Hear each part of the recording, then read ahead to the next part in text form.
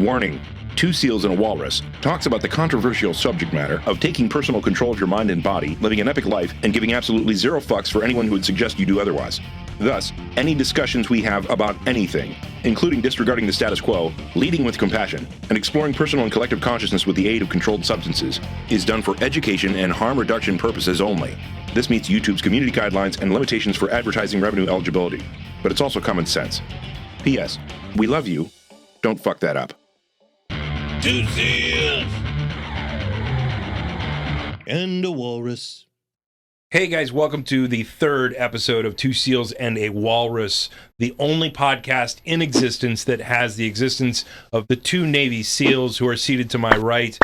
I'm Sean Webb. Directly to my right, we have U.S. Navy SEAL Sniper Medic Ben Johnson. Say hello to everyone, Ben. And to his right, we have Doug Moulton, who is also a U.S. Navy SEAL sniper, retired, here in the studio, your co-host. And we talk about consciousness expansion. We talk about cool stuff. We're going to have all kinds of cool episodes where we do all kinds of cool, crazy stuff and try to lead you into a better place of being able to understand and take control of your mind.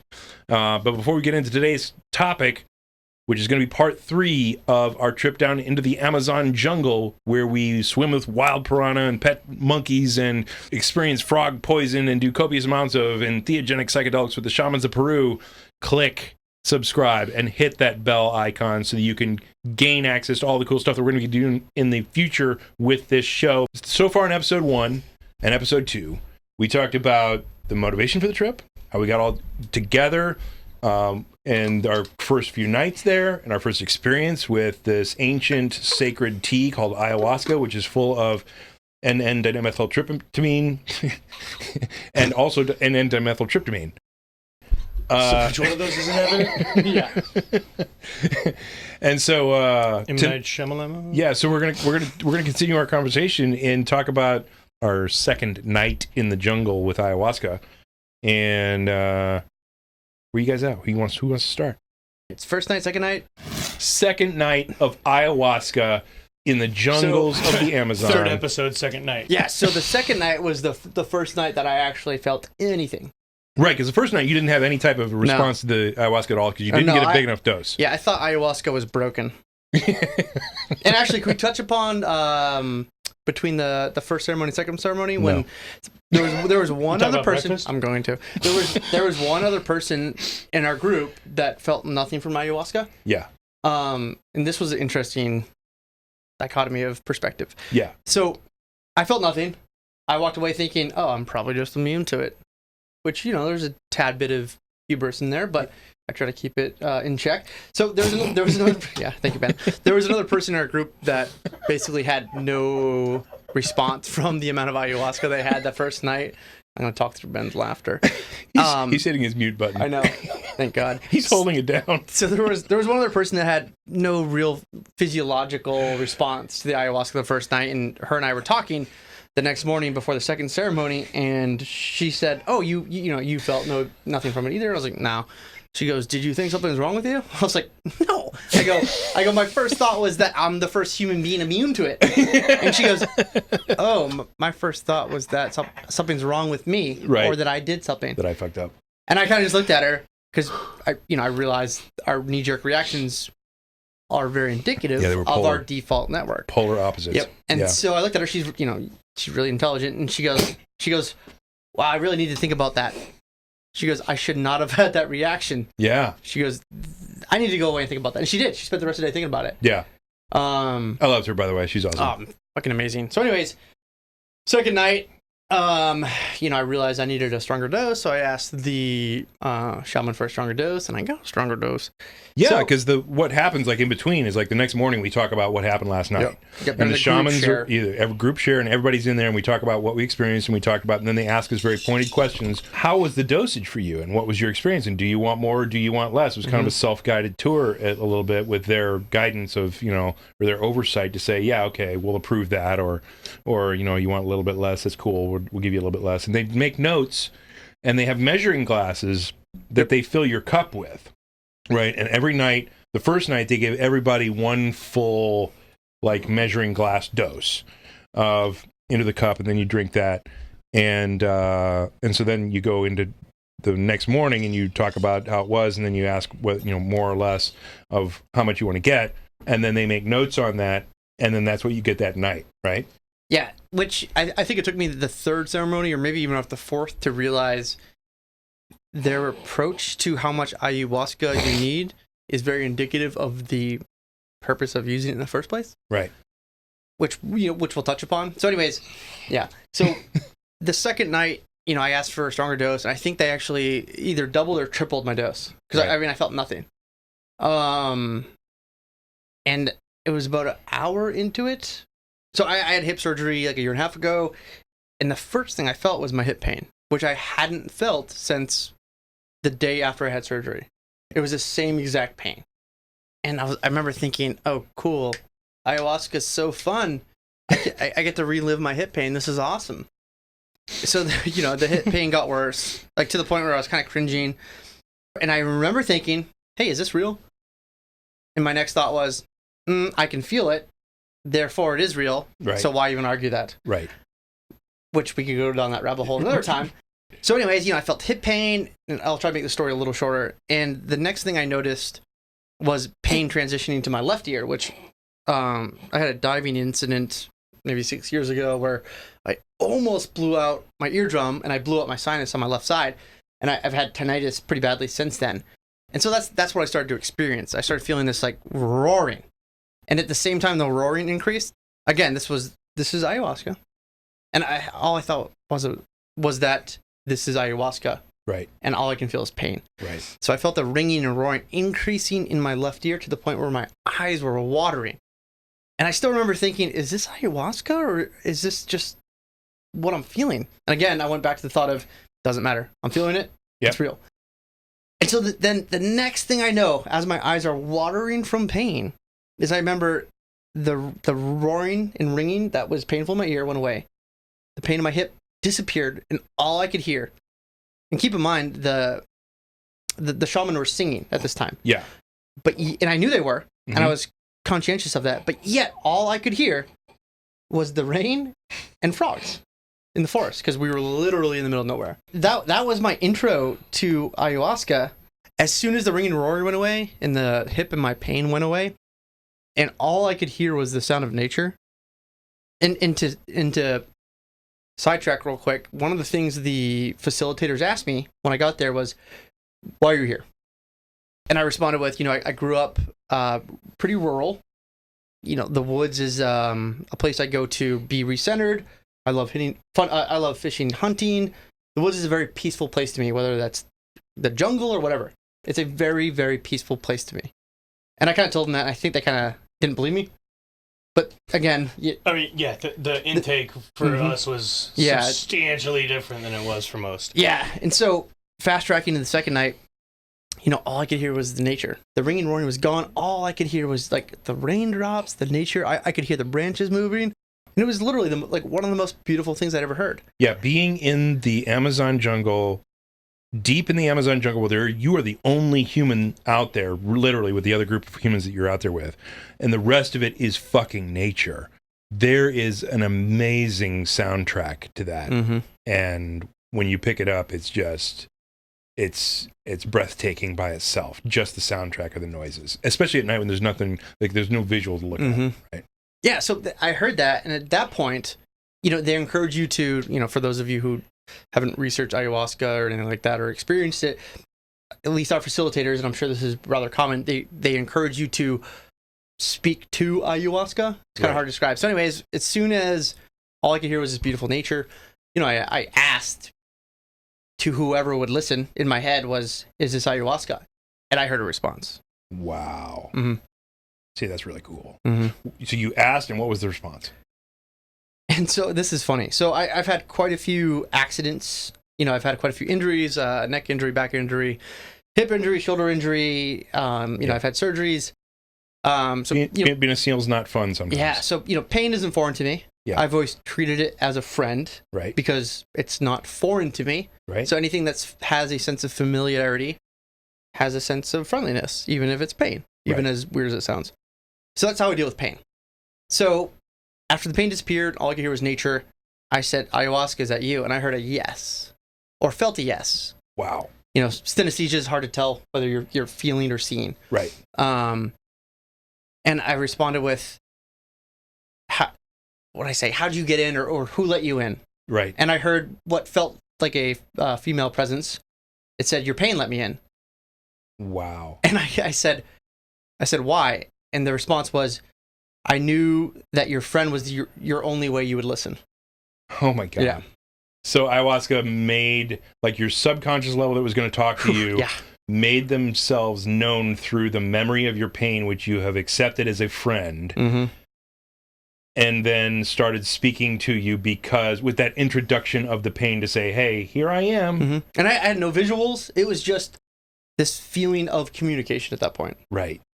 Right. So there was a direct communication with something that you were new to, that you had not had the experience of communicating with previously, who, by the way, came in via an introduction of something you were familiar with that you had no physical reason to be able to feel that pain at that moment. So it was a triggering in your mind of something that was familiar to you, that, you know, there was nothing banging on your hip to cause hip pain, or there's nothing banging on your ear to cause ear pain or whatever. It's Ben stabbing me. Right, Ben is stabbing you. That's weird because I had this visual of stabbing you in the hip and ear.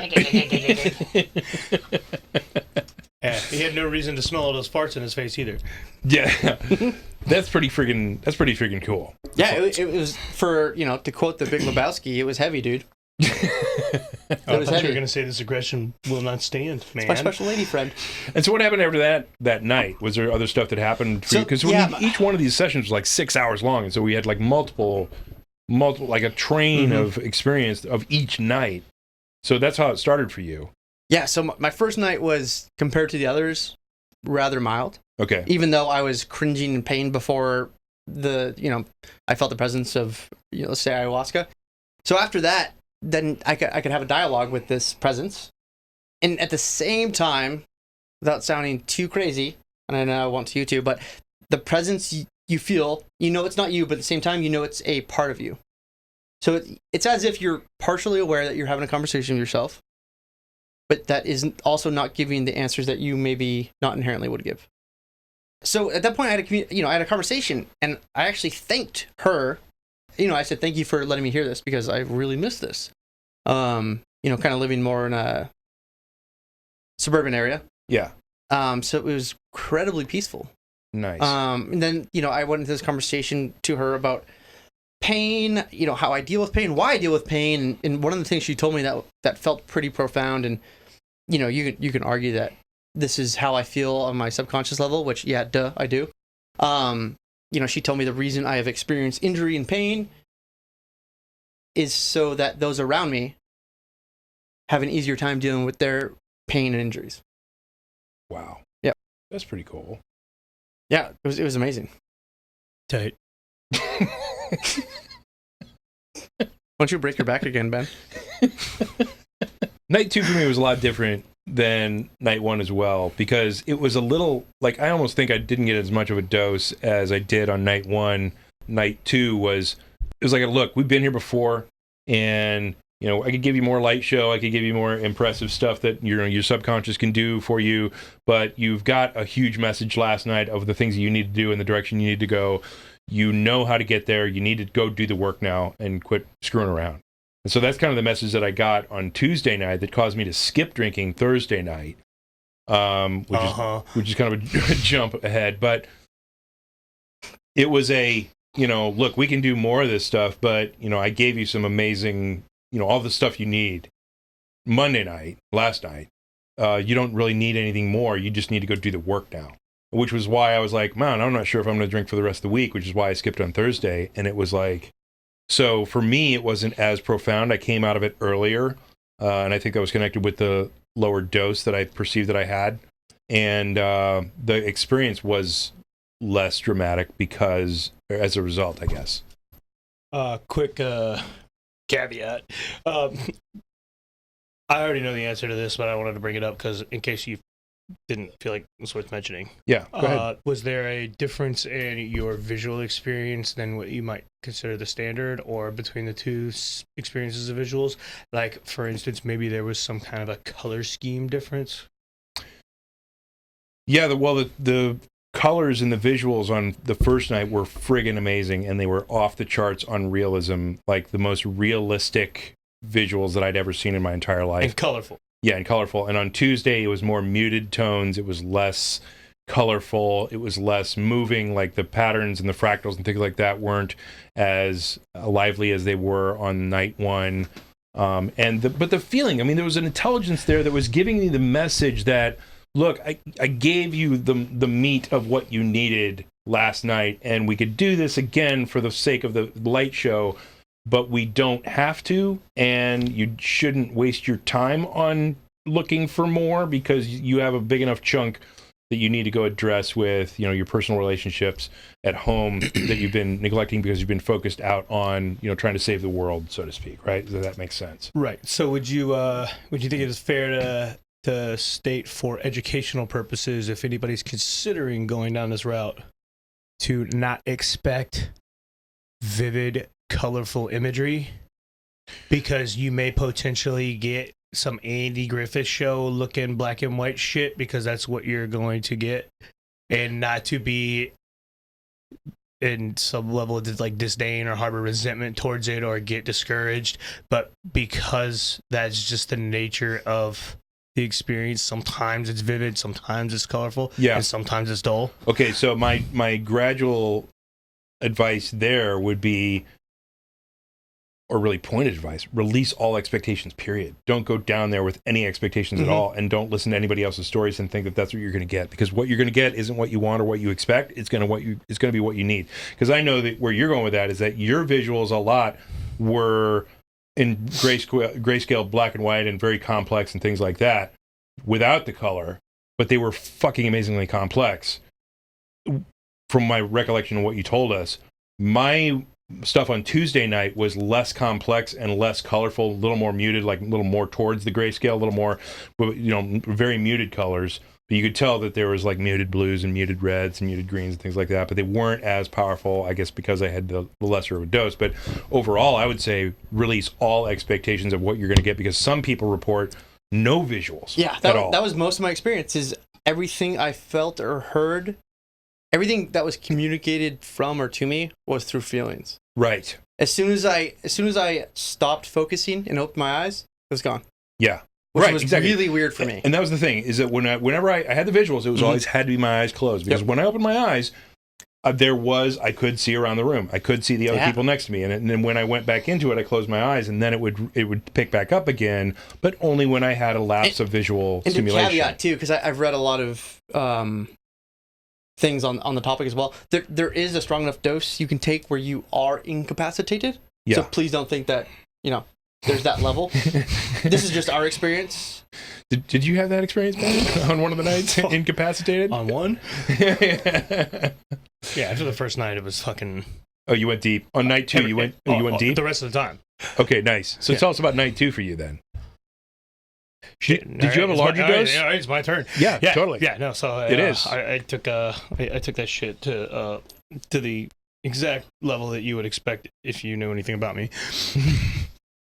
So you went a little deeper? So the first night, I didn't really talk about this much, but while experiencing the most vivid, hyper-realistic, and spectacular optical show or visual show that I've ever experienced on any kind of psychedelic or under the influence of any kind of entheogen, I, being an objective and analytical mindset, naturally, I wanted to figure out how much of that was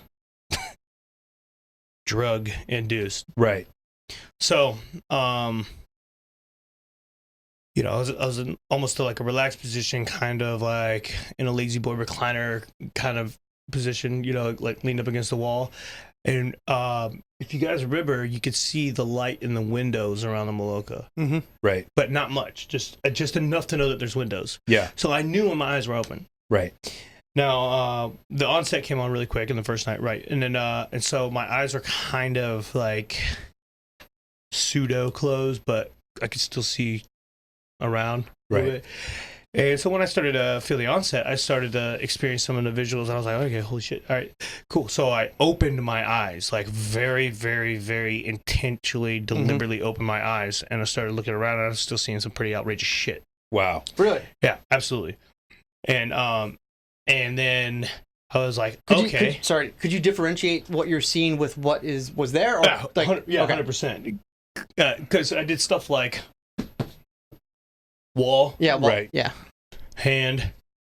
Like, you remember when I did this a lot? Yeah. If you got any video, I don't think we have any video of that night, but No. a lot of me doing this shit. Yeah, I saw the silhouette of Ben Arms a lot. So the way I knew it, like the onset was getting borderline out of my control was when I was able to do this in front of my face across the window line, Right.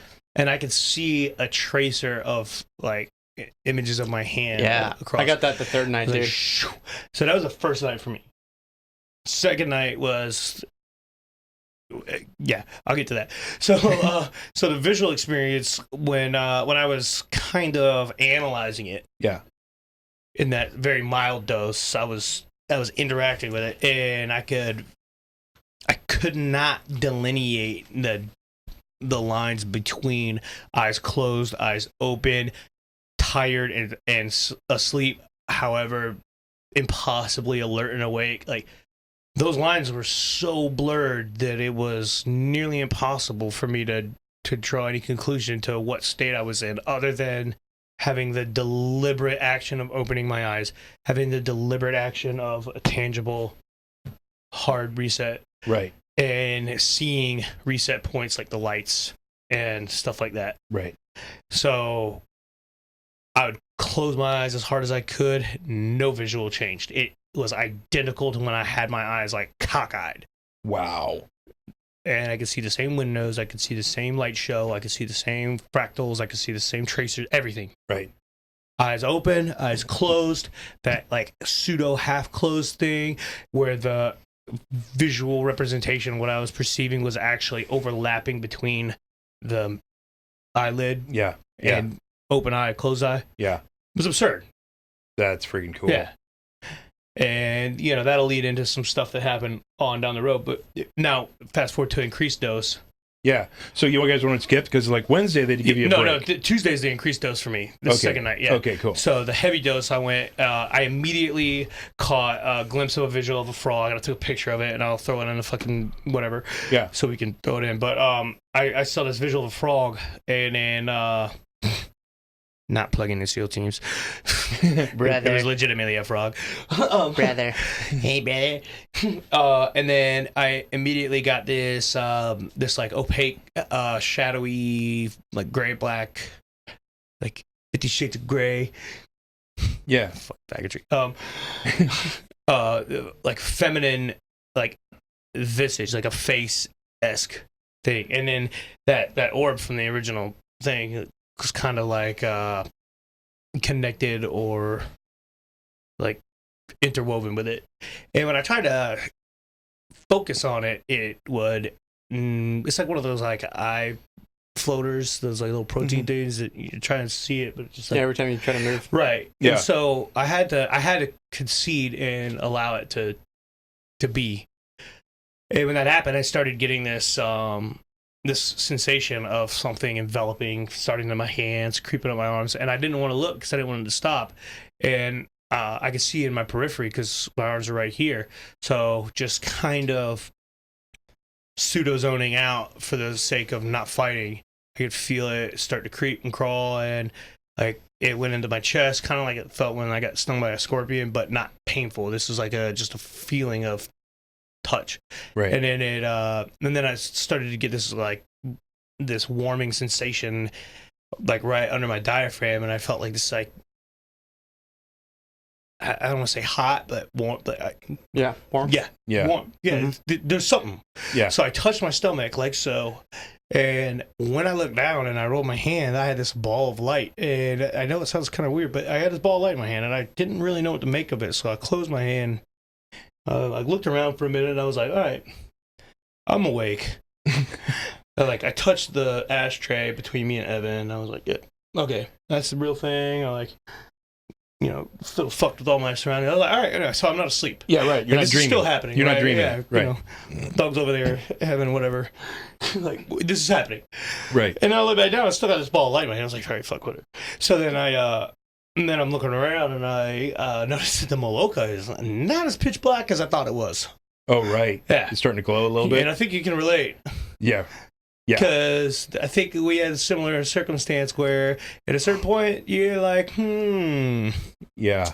it was a lot darker than this when it started. And then you look up, Yeah. and then you realize that the lattice work Yeah. and Yeah. the woven fronds Yes. and a tiki hut roof Yes. is not there. Right. Yeah. All the matter between you and the universe has kind of disappeared, and Right. And I'm looking up like, there's no fucking way that roof's not there because nobody took it away while I was just now doing this. You don't know So that? I was like, yeah, fact. Yeah. Yeah. Fact. Yeah. So I'm looking at it and I'm trying to make sense of it, but I'm just like, you know what? Fuck it. Like, whatever. I can try to make sense of this all night and it probably won't. Right. So I'm looking up, and I get this like inkling desire to like reach up. So I just reach up and I somehow end up plucking this star out and like pulling it down and putting it into my hand with this ball of light. And I just give one deep breath and it started to grow, and it just kept growing. And then it just burst into this like weird, like fairy dust, like Tinkerbell sprinkles on Peter Pan's cock or whatever. I don't know that story very well, but I'm pretty sure that's how it goes. I think it's right. Yeah. You're accurate. That's the porn version, though. Really? Yeah. That's Sorry. one my mom made me watch. Tomato, potato. So anyway, so it's like fairy dust kind of like scatters throughout the room, and I realized like it's still a pretty well lit room, and then I started to notice that like entity, that feminine entity that I was certain was a manifestation of the anima, like the concept of the anima. Yeah. But it's just not. It's that entity. It's not part of what you are. You are part of what everything is, and it's just an expression of like that's not you. Right. And I realized that it's like now it's no longer away. It's no longer around. Right. It's no longer proximal. Now it is legitimately in front of me, like this goddamn microphone. And I put my arm out in both directions, and it's facing the same direction. And I've got these bindings, like gold chains almost, Right. around my wrists, elbows, everything. And as I'm moving, it moves in tandem, like we're tied together, like a marionette almost, but bound with like these gold chains. And I was like, holy fuck, this is tight. And I was like, all right, so this is cool. And then it started to work on its own, and I saw it working and doing all this shit and everything. And I was like, holy shit, that's what it's talking about. Yeah. That's ayahuasca doing its fucking gig. Yeah. With all these people. Everybody's geting their licks in with ayahuasca. Yeah. And Totally. it's just showing me that it works. It works here in this realm. It's not part of it, but this is where it is. And I was like, all right, that's cool. Boom, I'm on a beach. I'm like, what? Fucking what? So it's just like endless sand in both directions, and this ocean is fucking out to the horizon, crystal clear glass water, and like no waves, no nothing. And I'm trying to make sense of that, and I was like, yeah, whatever. So I lean over and try and see my reflection in it, and just to try to make something out of it. And I don't see my reflection, but I see this really tiny, crystal clear cube. Yeah. Like I just knew, like I knew it was a grain of sugar, a single grain of sugar. Yeah. And then I had the realization that what it was telling me was that is the reflection. That's my reflection, as not as me, but what a sentient being existing is. Yeah. It is a single grain of sugar. It is so impossibly sweet, it's capable of sweetening the entire planet's oceans by itself. Right. Hey guys, we hope you're enjoying this episode enough to forgive this 10-second break. But if you'd like to thank us for this content and support the show, or thank the boys for their service to the SEALs, and or just be cool and buy us dinner and some beers, you can do so at patreon.com. Search for 2 SEALs and a Walrus, and your contributions will go to the production of this show. And as always, we thank you for your support. Now, back to the show.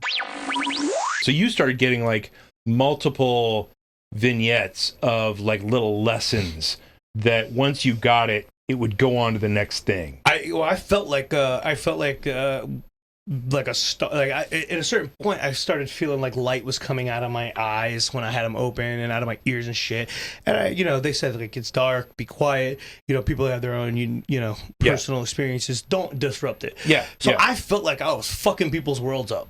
Oh, So I was really? like looking around. I was like, damn it, I'm fucking ruining it. Like I got like a goddamn Surefire light just blasting people that are trying to have this experience. And we are not sponsored by Surefire. Fact. That's how bright those are. Those lights are tight though. So I closed my eyes trying to stop it, and then there's just an impossibly bright beam of light comes fucking firing out of my forehead, and I was like, God damn it! And I felt like what I could only describe as like a star on the verge of supernova, and the reason I didn't want to explode is because I didn't think it was fair to just kill everybody in the room. Because it's not fair. And then I thought about it for like a fraction of a second, and I was like, yeah, that's me clinging to that like weird tether that I have to this being. Right. I came here to die. Right. Fucking boom, let it ride. So at that point is when I went to like that place where it's just like lesson, and I figured out that the infinite within the infinitesimal, the macro embodied by the micro. Yeah. And it just came.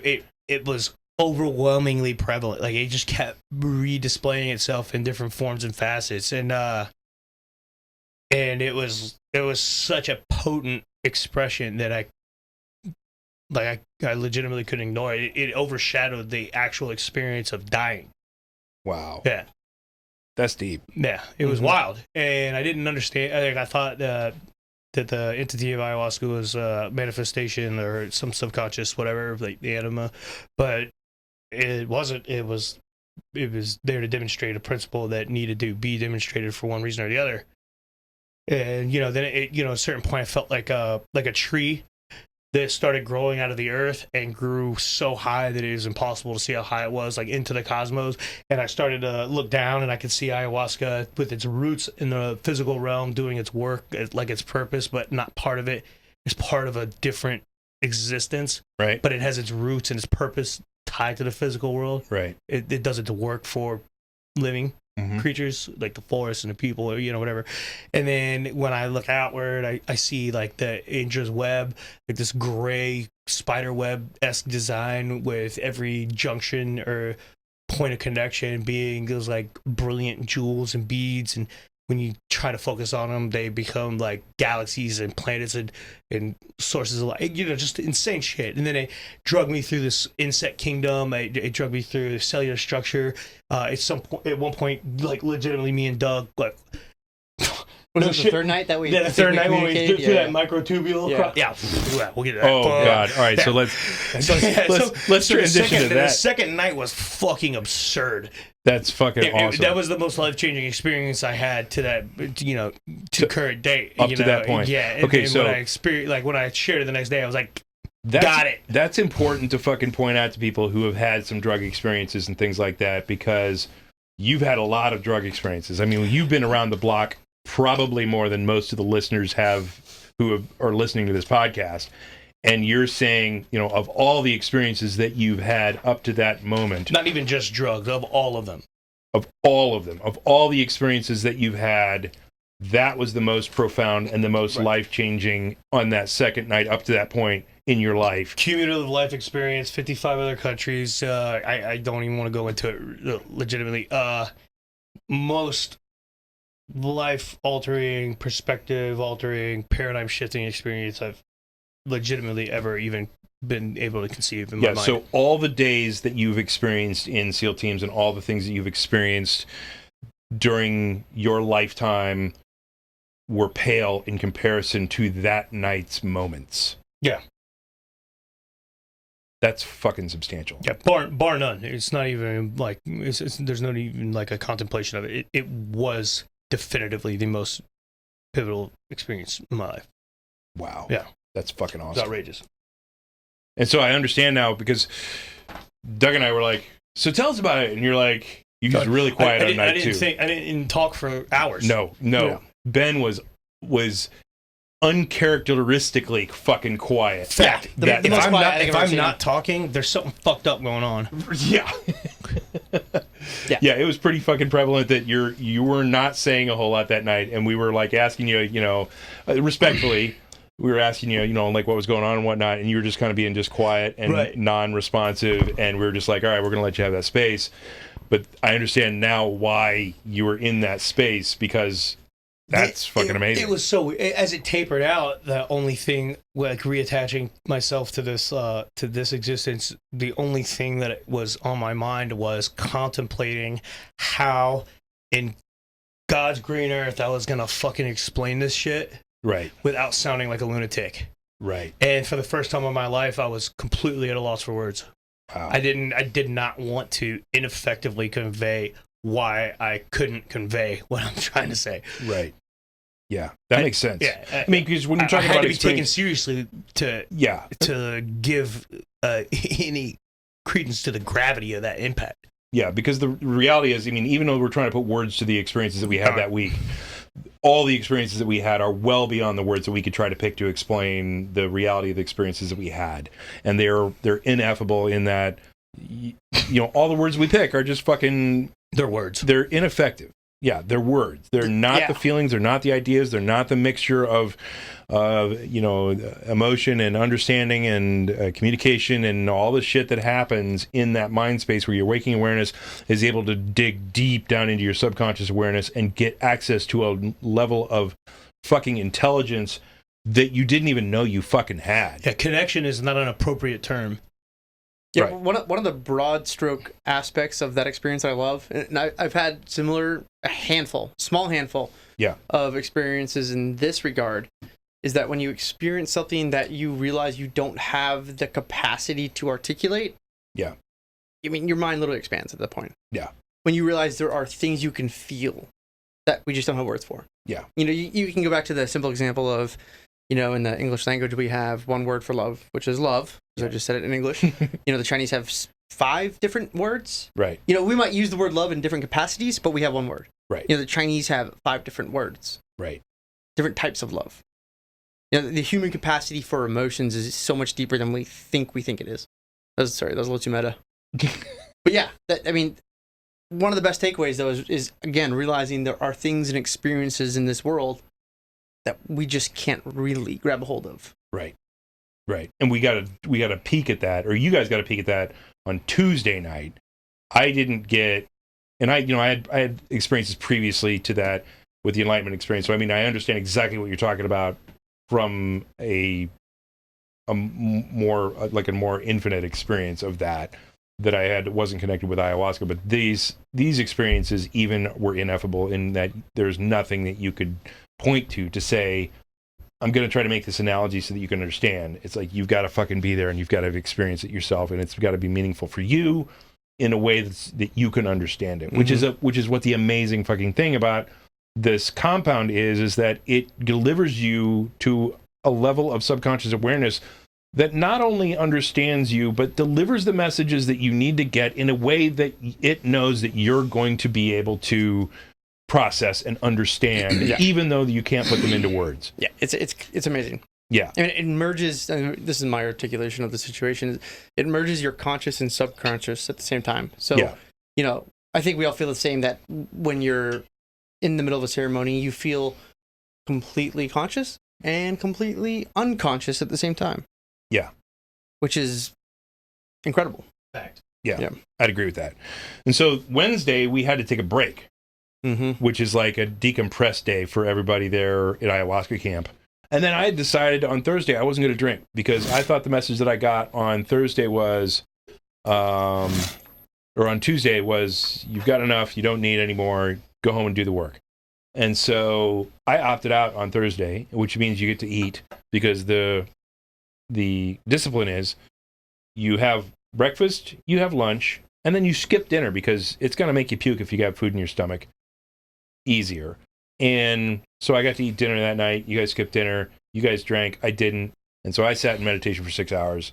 And you guys then took a larger dose and had some different experiences. And Doug, your fucking shit from Thursday night, I think, blew me away because it inspired me to then do a hero dose on Friday and go fucking deep, balls deep, deeper than I had. Because the other thing that I was doing, like, between Thursday night and Friday night is that I wanted to make sure that you guys were having a good time, because, like, I had known you guys forever, and we're going down in the fucking jungle, and we're doing these really trippy things, and I don't know what might come up for you guys with your past experiences, stuff like that. And I want to make sure everything was cool. That'll be a fun topic to touch on.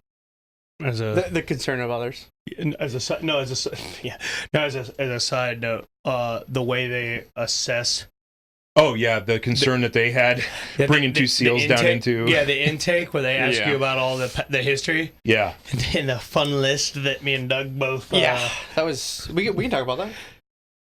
Yeah, you think? Well, I mean, we'll take that. We'll take that later. Yeah, it's like extra bonus content because we also want to talk about the 5-MeO experience that occurred on Wednesday that we're not going to talk about until after we're done with talking about this. And once we get an ironclad agreement with Jose in writing, then we'll start talking about the procedures to get accepted for ayahuasca camp. The aspect about our intake that I eventually want to talk about for this is the fact of their preconceived notions of what trauma is. Yeah, exactly. Boom. Yeah, so Thursday was the first night I really dove deep in my own head. Once I started to kind of understand either the dynamic, I won't pretend I knew what it was, but I had a grasp on the dynamic of what it was. And so I guess one of the takeaways I have, which kind of led to where you went, was that I got to a point in the ceremony, when I was half conscious, half unconscious, communicating with, this entity that felt like ayahuasca. And it got to the point where there was just kind of noise and color. And I remember saying, stop. Right. What is this? And I got no response. As if it was waiting for me to do something. And I kind of got this impression. And it wasn't that I got a clear, hey, that's it. It was kind of, I felt that. I felt a shoulder shrug. And I remember saying, what else do you have for me? And I got the answer of, that's it. And my response was, bullshit. I said bullshit. I said this, kind of being the person I am and challenging everything. My poor parents. I said, bullshit. I said, there's always more to know. There's always more to learn. And that's when she said, okay, well, what do you want to learn?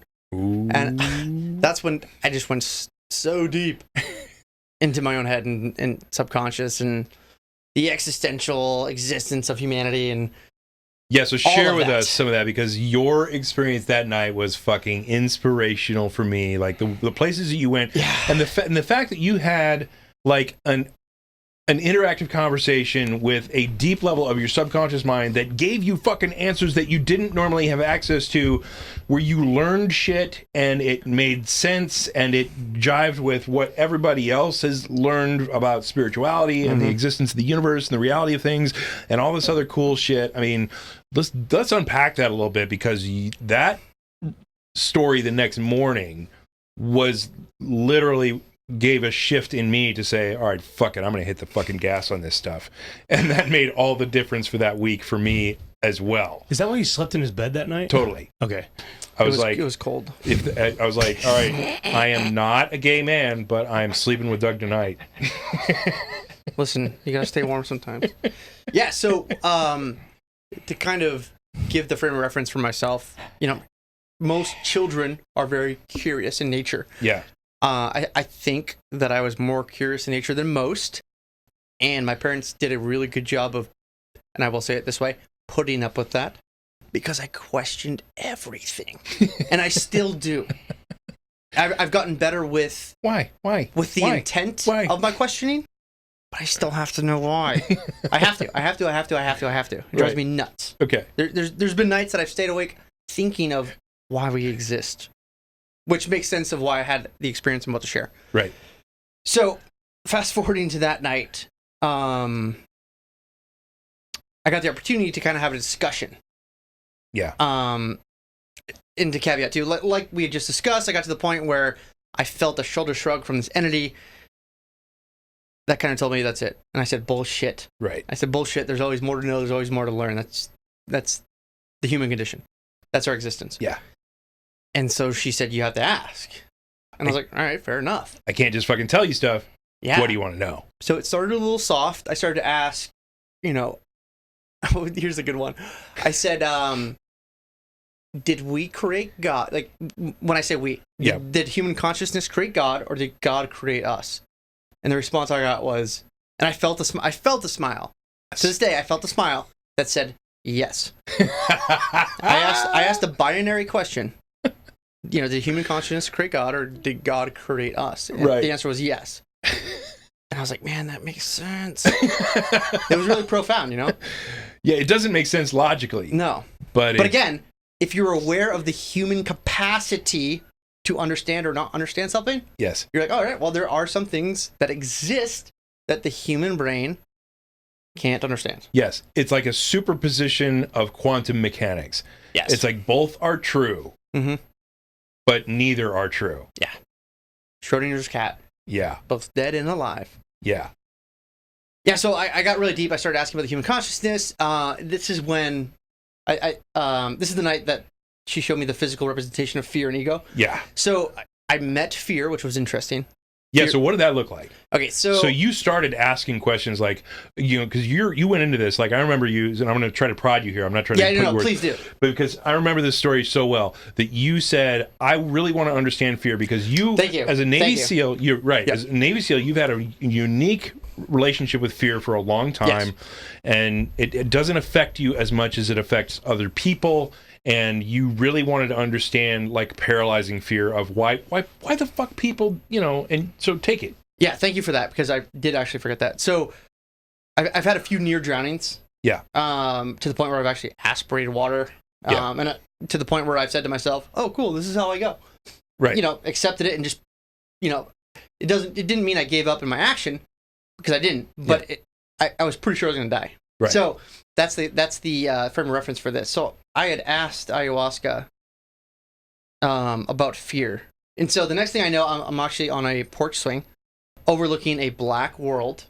It was as if we were 100,000 feet above Earth that was pitch black. Okay. And I could still see the sun. And I was on a swing next to this black tentacle monster. And I had asked, I was like, is this fear? And I heard a yes. And I looked over at fear. And as I looked over at fear looked over at me. And that's when I realized it was completely mirroring my actions. And I said, okay, cool. You know, knowing that I'd had a few near drownings, and those were probably, you know, some of my scarier moments in life. I said, okay, are you going to drown me in this black planet? I thought it was being set up. Yeah, let's go. Yeah. I said, let's do it. And I said, if you're going to drown me, fucking do it. Because I thought it was coming, and I just welcomed it. And I heard a no.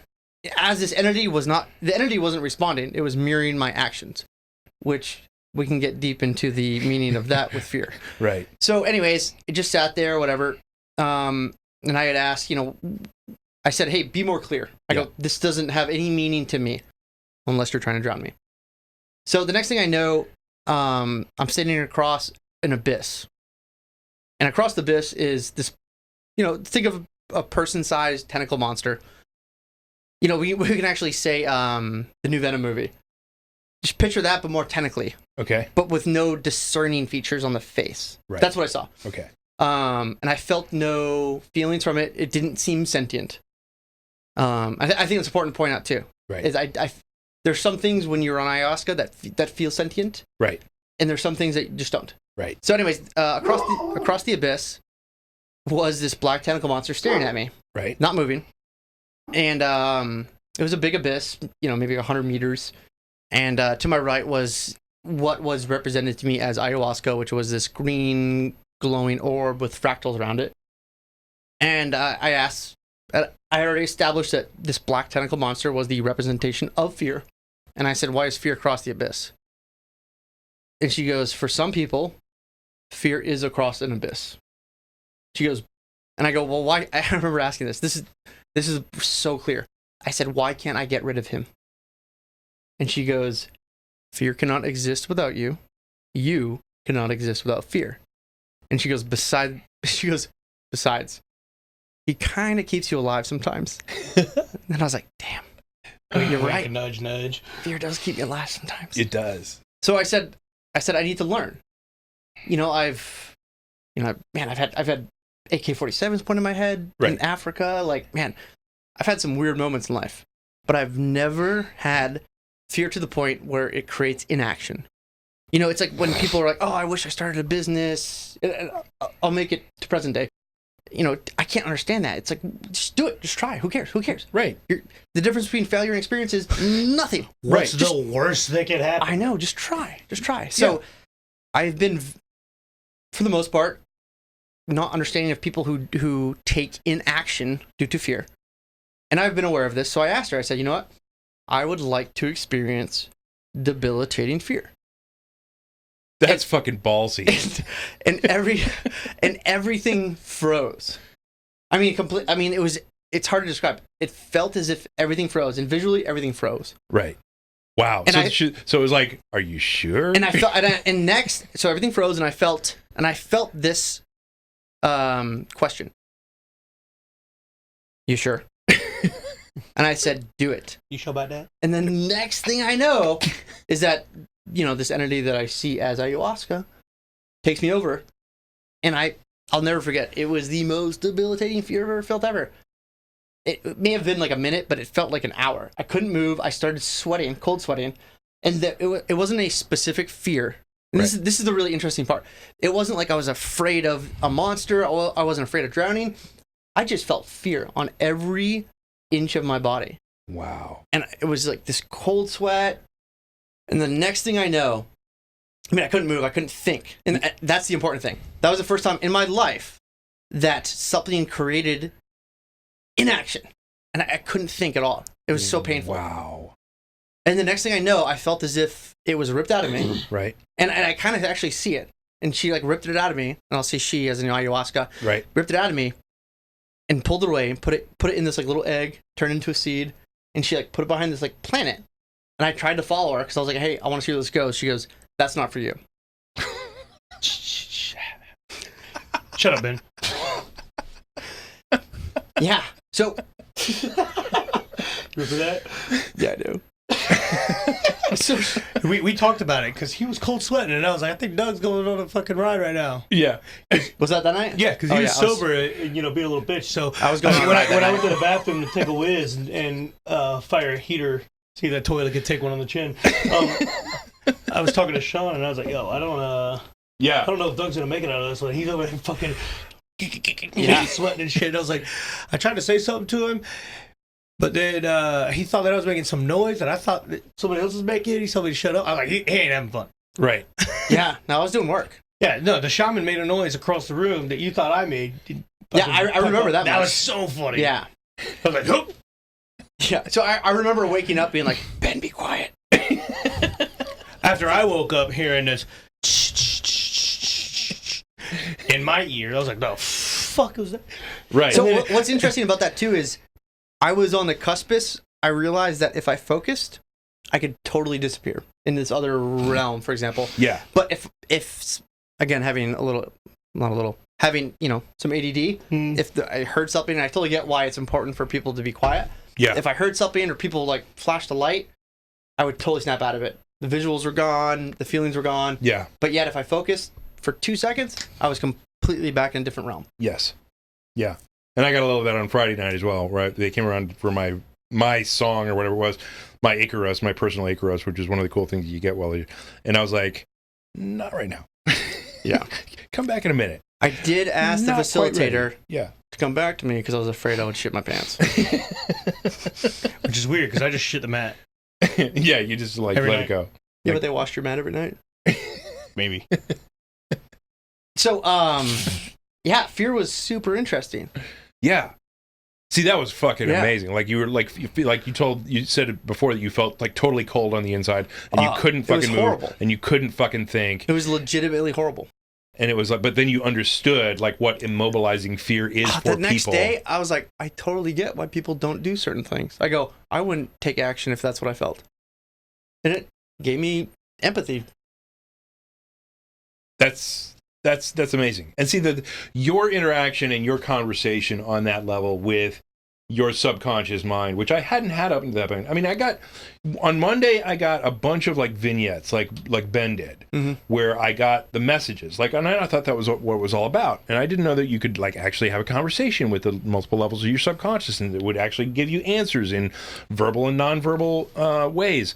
And so I got a bunch of vignettes that taught me a bunch of cool fucking lessons that were like very meaningful for my life. But at the same time, it was like, okay, I get the lesson that you're trying to tell me here, but it was always through a feeling, or always through visuals, or always through, the perspective of my wife, or the perspective of my child, of my actions, and that type of thing, which is a subset of the enlightenment experience that I had previously that I wrote about in the second book for Mind Hacking Happiness. But it was like, yeah, buy his book, by the way. Buy my book. Book plug. Yep. Ding, ding, ding. So, we're selling butt plugs now? For those of you who are just jumping into this conversation, Sean has a book. I went through both of his books before I even met him, just to be clear here. yeah. And that's why we're doing this. Yep. Partly. So Because- Sean can sell books. Because I'm so fucking awesome. Hey, self-esteem is important. Yeah. And so is book money. I haven't sold enough of them yet. Yeah, I still owe on this studio. So no, but I mean that's what it was. But your conversation between you and your own subconscious, and I mean here from my perspective, it's this. Okay, so the shamans call it Mother Ayahuasca because the drink brings to your awareness a different level of your subconsciousness that you then interact with. And for a lot of people, that's a female type of level of subconscious down at the deepest level. Because the presence feels feminine. Yes. Which is what I felt. I felt a feminine presence. Yeah, totally. And I did as well when on the Friday night. But on the Monday night, it was just like, vignettes and lessons and shit like that Ben got a lot of on his early nights as well. And I thought that was it. Yeah, it was the easy intro to get you hooked. Yeah, but when you had the story of asking questions and getting answers and taking those to different places, that fucking inspired me to say, okay, fuck this. I'm going balls deep. Yeah. 2 seconds. So here's why I will not buy into the Carl Jung anima theory. Okay. I don't think it's a manifestation because every woman. But can you elaborate on that before you begin? So Carl Jung animus is a psychoanalytical concept that whatever gender you are, there is some subconscious manifestation of the opposing gender identity that never was developed. And when you start to probe the depths of the subconscious, whatever state it may be in, or for whatever reason it may be, there is allegedly some manifestation of the anima or the animus, depending on what gender you are. Right. So then why did Maestro say Mother Ayahuasca? Why did Heather see Mother Ayahuasca? Why did Colin see Mother Ayahuasca? Why did Sarah see Mother Ayahuasca? How come there wasn't a single female testimony about Father Ayahuasca? And how much of it is suggestion going into it that they're saying Mother Ayahuasca, that they've lined I thought up. so much about that. I thought so much about that. I fought suggestion. Yeah. I don't buy it though. I Okay. have thought about that. Okay. And I do believe, not to ruin it, but I do believe wholeheartedly some of it is preparation. Yeah. And I won't go into nuances because I think it might take away from some of the experience. Uh-huh. And I will say I will not mention those nuances because Right. I believe it really adds to the experience for a beneficial purpose. Yeah, it's purposeful for sure. But as far as that goes, that's a female presence. It is. Yep. It was a female entity that was not intrinsic. Yes, It was not the anima. Right. totally agree. 100%. Yeah. And so Doug had this major conversation with Mother Ayahuasca, or basically the level of subconscious in his mind that knew a ton of shit that could interface the infinite, which, again, has a potential for scientific validation in that our microtubules. And that was the night that you guys actually communicated. I mean, I haven't even begun to go how deep I went on that night. Because I checked in with you guys earlier, like the first night I tried to check in with you guys, and I actually saw what Ben was seeing on Monday night. And what you mean is check in like during the ceremony as you're laying there in the pitch black, Yes. trying to meditate, focus on ayahuasca, Yes. and you were trying to connect I was just trying to, just trying to get a feel of, if Ben was having a good time or not. I was just trying to reach out. Not like on a vocal. No. level. No. I was just trying to reach out, like mentally in my mind, to try to get a feeling, because I have this intuition now. Like after this enlightenment shit, it's like opened up doorways in my mind that I didn't even know exist, and there are things that my mind does that it didn't used to do, and so sometimes I can reach into somebody and kind of see into their existence a little bit and feel like the one time that really struck me was I was getting food and I had no idea that somebody was behind me, and I started feeling physically ill. Oh yeah, I've talked about this. Yeah, and somebody walked up behind me and she was having a rough fucking day, and I had no idea she was back there. And I just started like, I feel like I'm gonna throw up for some reason. Like, what the fuck's going on? And then I moved to go grab another thing on the buffet, and I almost bump into her because she's like right next to me, and I didn't even realize it. And she was normally like this wonderful, awesome person who's always in a good mood, and she was having the fucking worst day of her life. And that physically manifested in my body because she was near me, or whether because I was like tuning into her because she was right next to me or whatever. So my body was like, picking up on her bad energy or her bad attitude or whatever it was. So I was like, all right, well, fuck it. If I can, get a little of that, maybe I can intentionally reach out and see what's going on for Doug and see what's going on for Ben. And that's why I got that thing on Monday night where I didn't get a whole lot from you. I didn't get a whole lot from me. Because you weren't getting a whole lot, period. Yeah. And I just got a feeling like this dude is class A. He's fucking stand-up dude. He's like somebody you can trust with your life, etc. But I fucking saw what Ben saw. And it was all black and white, and it was all fucking moving, and it was all fucking super complex, and it was all, and I was like, that's weird. It's like fucking black and white. And then Ben was like, yeah, I didn't see any color at all. I was like, boom. My fucking mind was blown at that point because I was like, I fucking saw what you saw. Even before ayahuasca camp, as we lovingly refer to as, I'll concede that the science hasn't caught up to this, and I don't care. Right. If anyone does not believe in intuition, you're doing yourself injustice. Yeah, you're fucking retarded. But now here's the caveat, or here's the disclaimer on that word is that we're not talking about somebody who has a physical disability of mental cognition. We're talking about people who are ignorant of things that they don't necessarily have to be ignorant of. Definitively slower than the mu of the curve. Okay, so we're going by the dictionary definition of the R word, which triggers some people, which, hey, sorry. That's retarded. So, anyways. Ben is going to be unfiltered. I'm sorry, everybody. That's just the nature of I got this, the nature of this Navy SEAL. Yeah, we're good. So, backtracking. So distracted. Man, so ego. Yeah. Can I dive into that? Yeah, please do. Okay, so I discussed my experience with fear, at least the visual representation that led to a, physical feeling of fear. Anyways, so later, I was standing on the edge of an abyss, and I'm kind of fast tracking for story's sake. Yeah, I was standing on the edge of an abyss. The plane that I was standing on was our existence, and the abyss led to some other realm. I still don't know what it was, but I was very well aware of it being a different realm. And I tried to jump into it. And then physically, fear stopped. Fear grabbed me on one side, and ego, which was represented by this like little circle figure, grabbed me and pulled me back. And I turned around and was like, stop doing that. I want to go here. And they're like, no, you can't. And so then I turned to ayahuasca, and I was like, what am I doing with these two? And check your boy. Yeah, I was like, check your boy. I'm trying to go somewhere. Check your boy. Hold up. And I was like, I understand fear. I understand why he doesn't want me to go to this unknown abyss. I was like, what about ego? He's being a little dick. Which again was represented by this like little circle. Right. And I'll never forget. She goes, "You need to treat ego like a scared child. Yeah. Ego has good intentions, but if you let it dictate your actions, they won't always be great." Yeah. And I was like, well, can I get rid of, and again, I asked about fear, the same question. I go, can I get rid of ego completely? Like, why the fuck do I need this? Right. Little turd. Right. And she goes, again, ego cannot exist without you. Yep. You can't exist without it. Yeah. And I was like, well, what the fuck do I do with this? And she's like, well, you use it for good. But you have to treat ego. And I wish everyone did this. Treat your own ego like a scared child. Be aware of it. Be aware of when it reacts, when it tries to tell you something, when it's scared, when it's fearful. And so that's what I did. I turned to the physical representations of fear and ego. And I say, hey, listen, I'm going into this abyss. I go, don't be scared.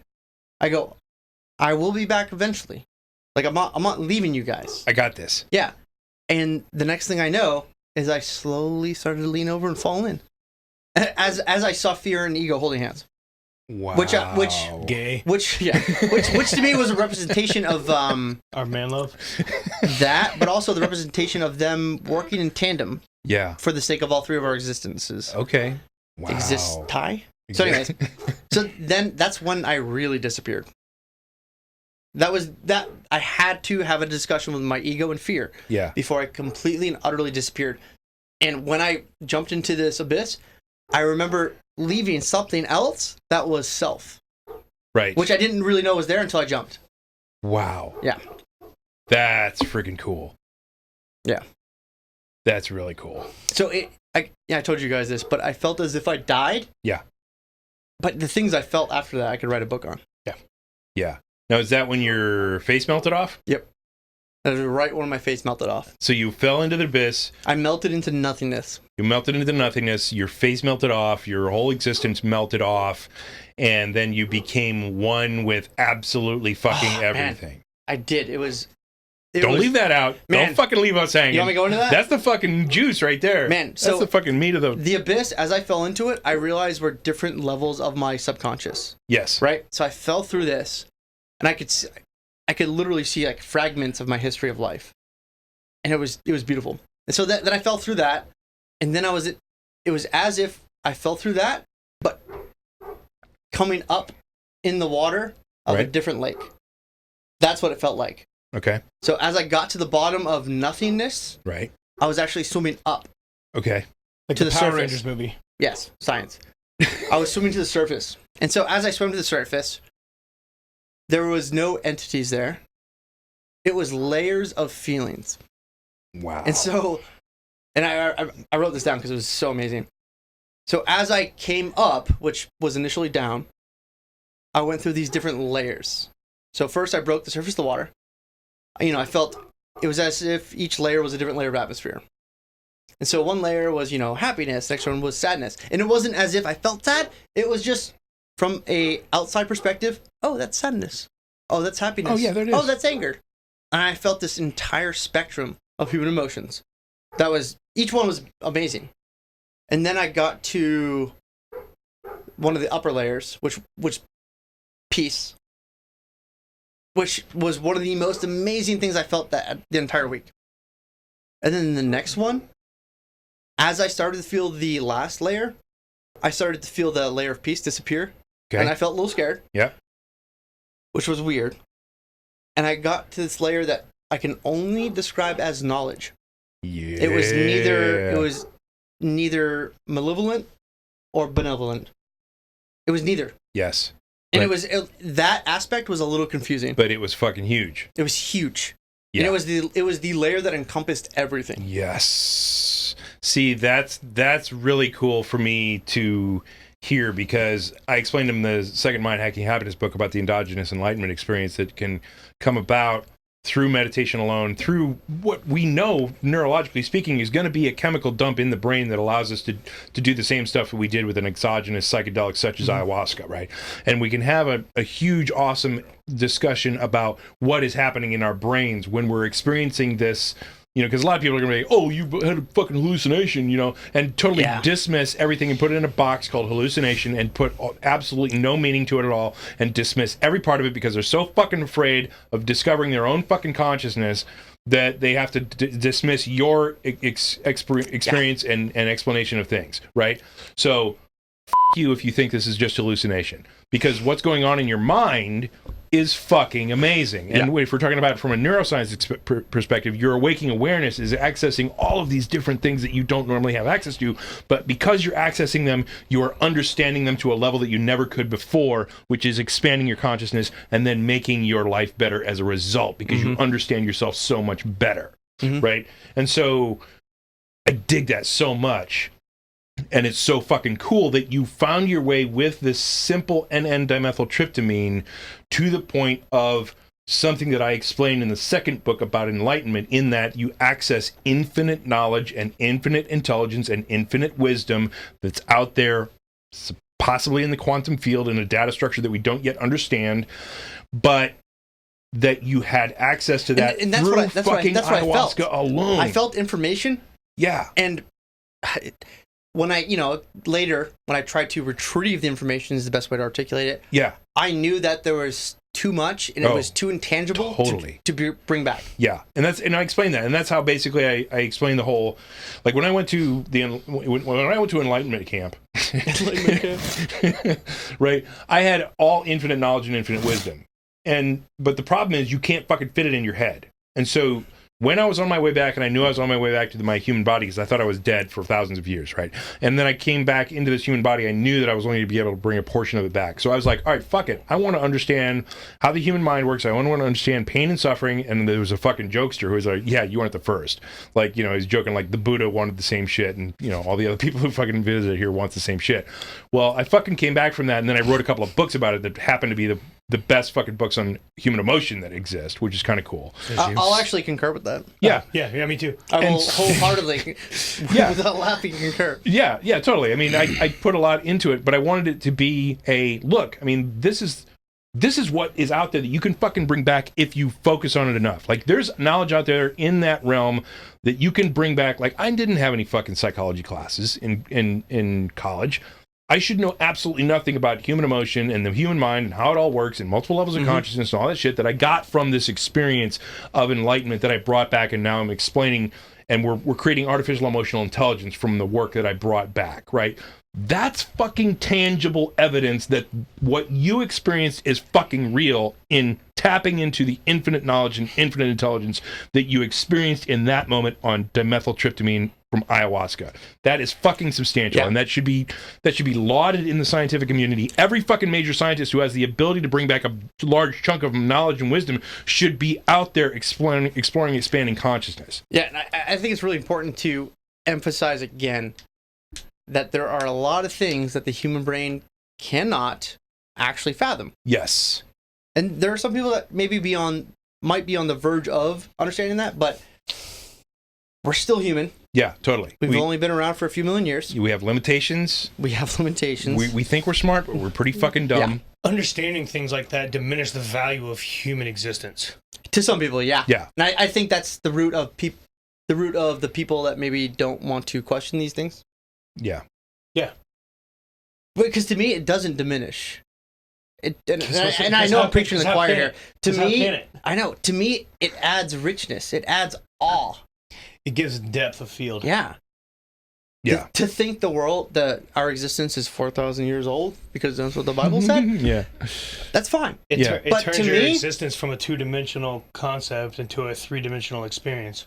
To me, to actually look at how our world was created, the fact that our sun is a third-generation sun, Right. the fact that the two generations of suns before that were the ones that created the atoms that are in our body, the ones that created every atom in our existence right now. Right. And our sun is the third generation. Right. You know what I mean? Like, that, I could go in the weeds about this, but that in of itself is beautiful. It is. You know what I mean? Like, it's fucking amazing. We can get religious about it. We can get spiritual. Right. To me, they're one and the same if you get deep enough. Yeah. It's amazing that going to Alan Watts, who's on your fucking over your shoulder on the wall there, Ben, Alan Watts. I've got a few Watts quotes in my phone. He goes, this one over here, Watts. Right next to, yeah, not the tiger. Not the tiger that is the rendition of me. Not this one. No, not that one. Simple Jack. What's the Alan quote? Alan Watts goes, our solar system peoples. An apple tree apples and our solar system peoples.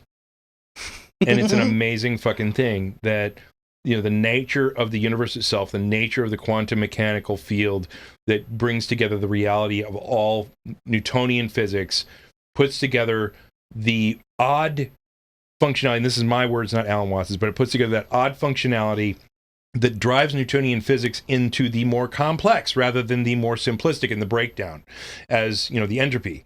right? So you've got Just about to say that. right. So you've got this upward motion towards self-organizing systems, like the atoms, the subparticles or self-organize into atoms, and atoms self-organize into organic molecules, and the organic molecules self-organize into moving, living, being creatures, and the single-celled organisms self-organize into multi-celled creatures, and the multi-celled creatures organize into colonies or ecosystems, and then the ecosystems self-organize into us and all the animals and the people and things like that, and then the planets themselves self-organize into solar systems, the solar systems self-organize into galaxies, the galaxies self-organize into galaxy clusters, and the whole fucking thing keeps going. It's not fucking random. You have to have a motivating force at the bottom of everything that is driving the whole fucking system, and there's this thing called consciousness that we can't fucking explain, that is written into quantum mechanics,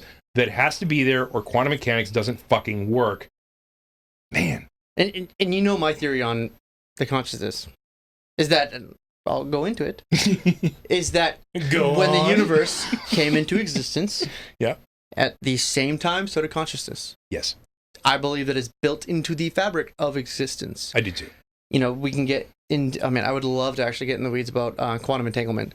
Yeah. Because to me, that is evidence of consciousness. I have a 3 or 4 hour long conversation on recording that I had with John Clauser, who was the Wolf Prize in Physics awardee who proved quantum entanglement for the fucking world. He did amazing. He bought me multiple beers at the Berkeley Yacht Club out in California. And for anyone that doesn't know what quantum entanglement is, please Google it. Oh God, it'll blow your mind. Yeah, we will not be able to explain it here. If you choose to believe it. I saw Ant-Man, so I'm good.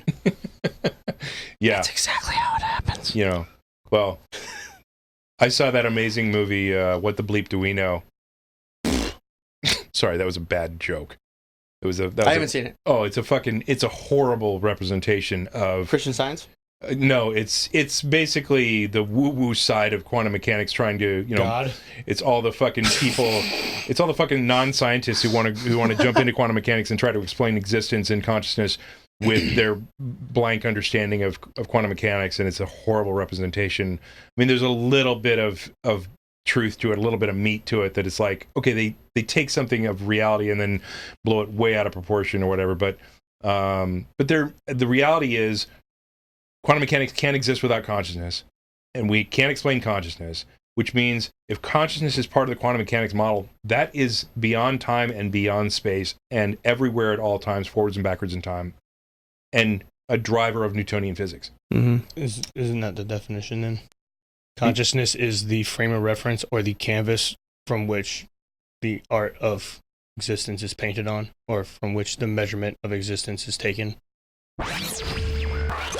Hey there, I'm going to interrupt this broadcast from the editing bay just to repeat what Ben just said. Consciousness is the frame of reference or the canvas from which the art of existence is painted on, or from which the measurement of existence is taken. And I do that for two reasons. One, because it kind of blew my mind when he said it, and it still blows my mind when I rehear it today. But second, because this took us on a whole different conversation that we're actually going to cut out of this episode and put up on the Two Seals and the Walrus website. So if you're interested in finding out where that goes so that we're not totally off track on this episode, go check us out there. Here we go. All right, we're going way off track. Yeah. We're back to ayahuasca camp now, and Thursday's experience for Doug was amazing, and Thursday's experience for Ben was what? We haven't heard from you yet on Thursday. And next. Pass. No, Thursday. So Thursday was cool. Thursday was it was my opportunity to set intention for Doug specifically, because you pussied out. Not me, Sean. Yeah, Sean. Yeah, because Sean Webb pussied out. Sean Webb pussied out on Thursday and didn't drink, and everybody's like, "What the fuck, Mr. Mind Master? What the fuck's going on with you?" He had to figure out where he dumped his purse out and recollect all of his lipstick or whatever. So he meditated by himself. Hey, 6 hours of meditation will fucking get you, man. It was fucking cool. Luckily, him I and will I not got say to it's talk cool. about how bad it looked like you were having. Which night? Thursday. From our perspective, it looked like you were riding a pain train. I mean, at one point I was. I remember. I asked for the paint. I remember vividly. Choo choo. Because my intention was for you to take one across the chin from the fucking experience. Well, I did. So that you experienced it. Because I thought you were getting something that you would say maybe subpar or fall short of expectations. So Yeah. it sucked. Why are you going to take that journey and then So your not get anything? focus was on Doug saying, Yeah. "Hey, I really want him All to." my intention for the entire night was give Doug whatever it is that he needs to experience for this trip to warrant the effort. Let's You're pull that. such Let's a pull fucking- that. you're Let's such a pull that fucking- thread. Yeah, right. You're such a fucking bro, man. It's fucking. For someone that doesn't believe in altruism. I know, right? But I was already riding the fucking glory train. I had a perfect experience. I did not have any adverse effects. So like Monday and Tuesday was awesome for you, and you're like good. And Wednesday, when we didn't do any drugs, and I still felt awesome. And then Thursday was awesome, and then Friday was awesome. So Thursday you were like focused on Doug. You're like, I hope he gets fucking what I've been getting for the last couple of nights. Right. I was like, this isn't Yeah, fair I got because that everybody and was then thrown some. up and everybody was shitting and everybody was saying that they hashed out this like repressed trauma or whatever, this, that, and the other. And I was just like, holy shit, like you guys didn't come out here to fucking have a blast? Because I have been having a fucking blast. Yeah. But I have to caveat at the same time. I mean, what did you take away? Because you can't say you can't. I mean, I didn't. you cannot I didn't say I didn't take took away nothing anything. away other than a fun time. Fuck no. Yeah. Absolutely Lessons not. were learned, right? There ain't enough time to talk about. how You many got. lessons I learned. know. Here's the thing. So Doug and I we had a little conversation because we knew there was something going on with you that was much deeper and much profound that you couldn't put into fucking words, that you couldn't even like put in a frame of reference to talk about. That you were getting some amazing, visuals and some amazing interactions and stuff like that. Visuals is one thing. But there was something else that was going on with you at a deeper level that you couldn't put into a frame of reference that we didn't want to dig too deep on because you were just still chewing on it. Let's dig deep now. Yeah. So, yeah, I mean, it was fucking good for you, though. I know I'll tell you right now. Out of the 1, 2, 3, 4, out of the 45, 46 hours. Okay. 45, 46 hours. Yeah. In that world. Yeah. Probably 4 or 5 of those hours were visually stimulating. Oh wow! And so the rest of it was just meaningful, deep, introspective. Mine's actually not that far off from yours. I would say maybe a quarter of mine was visual. Yeah. The rest was like synesthesia through feelings. Yeah. So mine was like maybe like a like 1/10 of the experience was something that would be considered a psychedelic. Yeah. Yeah, that's kind of the amazing part, though. It's like Yeah, people read about ayahuasca and how it's a psychedelic and how it'll do this and that and the other. Then you do it and you're like, what the fuck was that? Right. It wasn't a fucking psychedelic trip that you were expecting. It was something different, but it was what you needed. Ayahuasca is not a drug. Yeah. No, it's not. No. Ayahuasca is not a drug. It's a natural. It's a is natural compound. Not recreational. It is not fun. That's not even It a is caveat. not a that's drug. That's the truth. I can't say it enough. Stop. It's going to be on a test. Ayahuasca is not a fucking drug. And drugs are fucking awesome. I'm telling you, ayahuasca is not a drug. Yeah, I'm cool with not doing ayahuasca for a few years. Yeah, That's- me too. But what about the Sonoran Desert to 5 MEO? We're gonna talk about that later. I'm actually pretty cool with not doing that either. Sure. Yeah, we can talk about No. We're gonna talk about that later. That's gonna be bonus. No, You guys can do that. I'm good for a while. That's That's gonna be bonus content. Neither here nor there. But It's That's gonna be bonus another story. content. so Thursday night,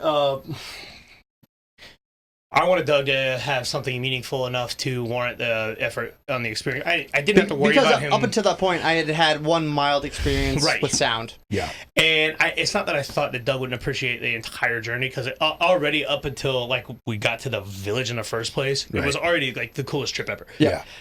But that wasn't the fucking reason we went. Right. Right. And if we didn't all three learn something, then I felt like it would fall short of expectation. Right. Collective. And to be honest, collective why the expectation. fuck is anyone doing anything if they're not learning something? Right. Yeah. What the fuck's the point? Right. Like, we don't need to learn that we can go to another country and figure this shit out. Yeah. Right. That's not something that's like, that's not fucking news. Like, you don't hold the press for that. Right. So if we didn't all three take away something, then the collective, the baseline collective learning curve is askew. So I think that's important, though. yeah, it's 100%. Three different perspectives. It was pivotal. Yep. It was the most important thing that I was ready to fucking ride a pain train with the full expectation that like having a derivative intent from my own Right. would put me in when you go into the altruism thing. Yeah. I fully intended for me to pay for that intention. Right. Everything has a cost. Yeah. Yeah. It does. So that was my intention for the night, and that's why I was so hyper concerned with how he was doing, which is why when I went to fucking Spray Mud, you were talking to me when I was like, I think Doug's having a... So Ben and I are just sitting there having our fucking ayahuasca shits, having a discussion over the fucking stall door. Living a fucking dream. Seeing if those toilets could take one on the chin. And we were talking about you, like having a, Ben was like, I don't know, man. Was it Thursday? It was just Thursday. By the way, this is the first time I'm hearing this. Yeah. So this is a real conversation. Yeah, this is a real conversation we had. And it's funny because this is what gives a lot of validity to this experience, not being a fucking a facade. Right. And so we were having this conversation that we were saying, like, wow, I think Doug's having a bad time. And I was like, oh man, that fucking sucks. And but it was awesome that you then reported you having the best time, that you were like making your breakthroughs that night. And that was the fucking thing that inspired me to go hero dose on Friday. Because on Friday I was like, fuck it. These guys are having a good time. They're having a good experience. They're getting these doors broken down. They're having all kinds of really cool awakening things that I know are subsets of like this enlightenment experience that I had previous. So I know exactly what you're talking about. I know exactly what it is that you're experiencing because I've been there and I know it's real and I know you're tapping into it. It's like someone from your hometown, right? Oh yeah. I love this because you know what? They might not remember the exact street that you remember in vivid detail, but right. Yeah. Okay, so what Doug's talking about is I made this analogy once, but I was like, when you have a conversation with somebody, you can have a conversation about them, and you can find out you can know if they've been to your hometown. Because when you say something like, oh, you remember that cool little miniature golf place out on 33 or whatever it is, and they're like, oh, yeah, and there's this cool bike trail out the back that you know about, and then you're like, you've been there. I know you've been there now because you're talking about the same shit that I know, that I didn't mention, that you're mentioning now, that I can remember because that's the way it is. Yeah, the peripherals of your vivid memory should overlap with someone that had been there. Yes, exactly. Yeah, I love that. And so, I love that. I've had conversations with folks who have been trying to, fake it. And, they're just not fucking It's like talking to a guy who's like, yeah, I went through Buds. It's like, cool, man, what class you went to? I can't tell you. That's a weird answer. Because you're full of shit. Yeah, usually the next answer is a number. Yeah. And at this point, it shouldn't be 4 digits. Right. I've gotten that answer. Don't worry about it, man. Yeah. Yeah. I've gotten that answer too. If you gotta ask, you can't afford it. So sorry, I got us off track.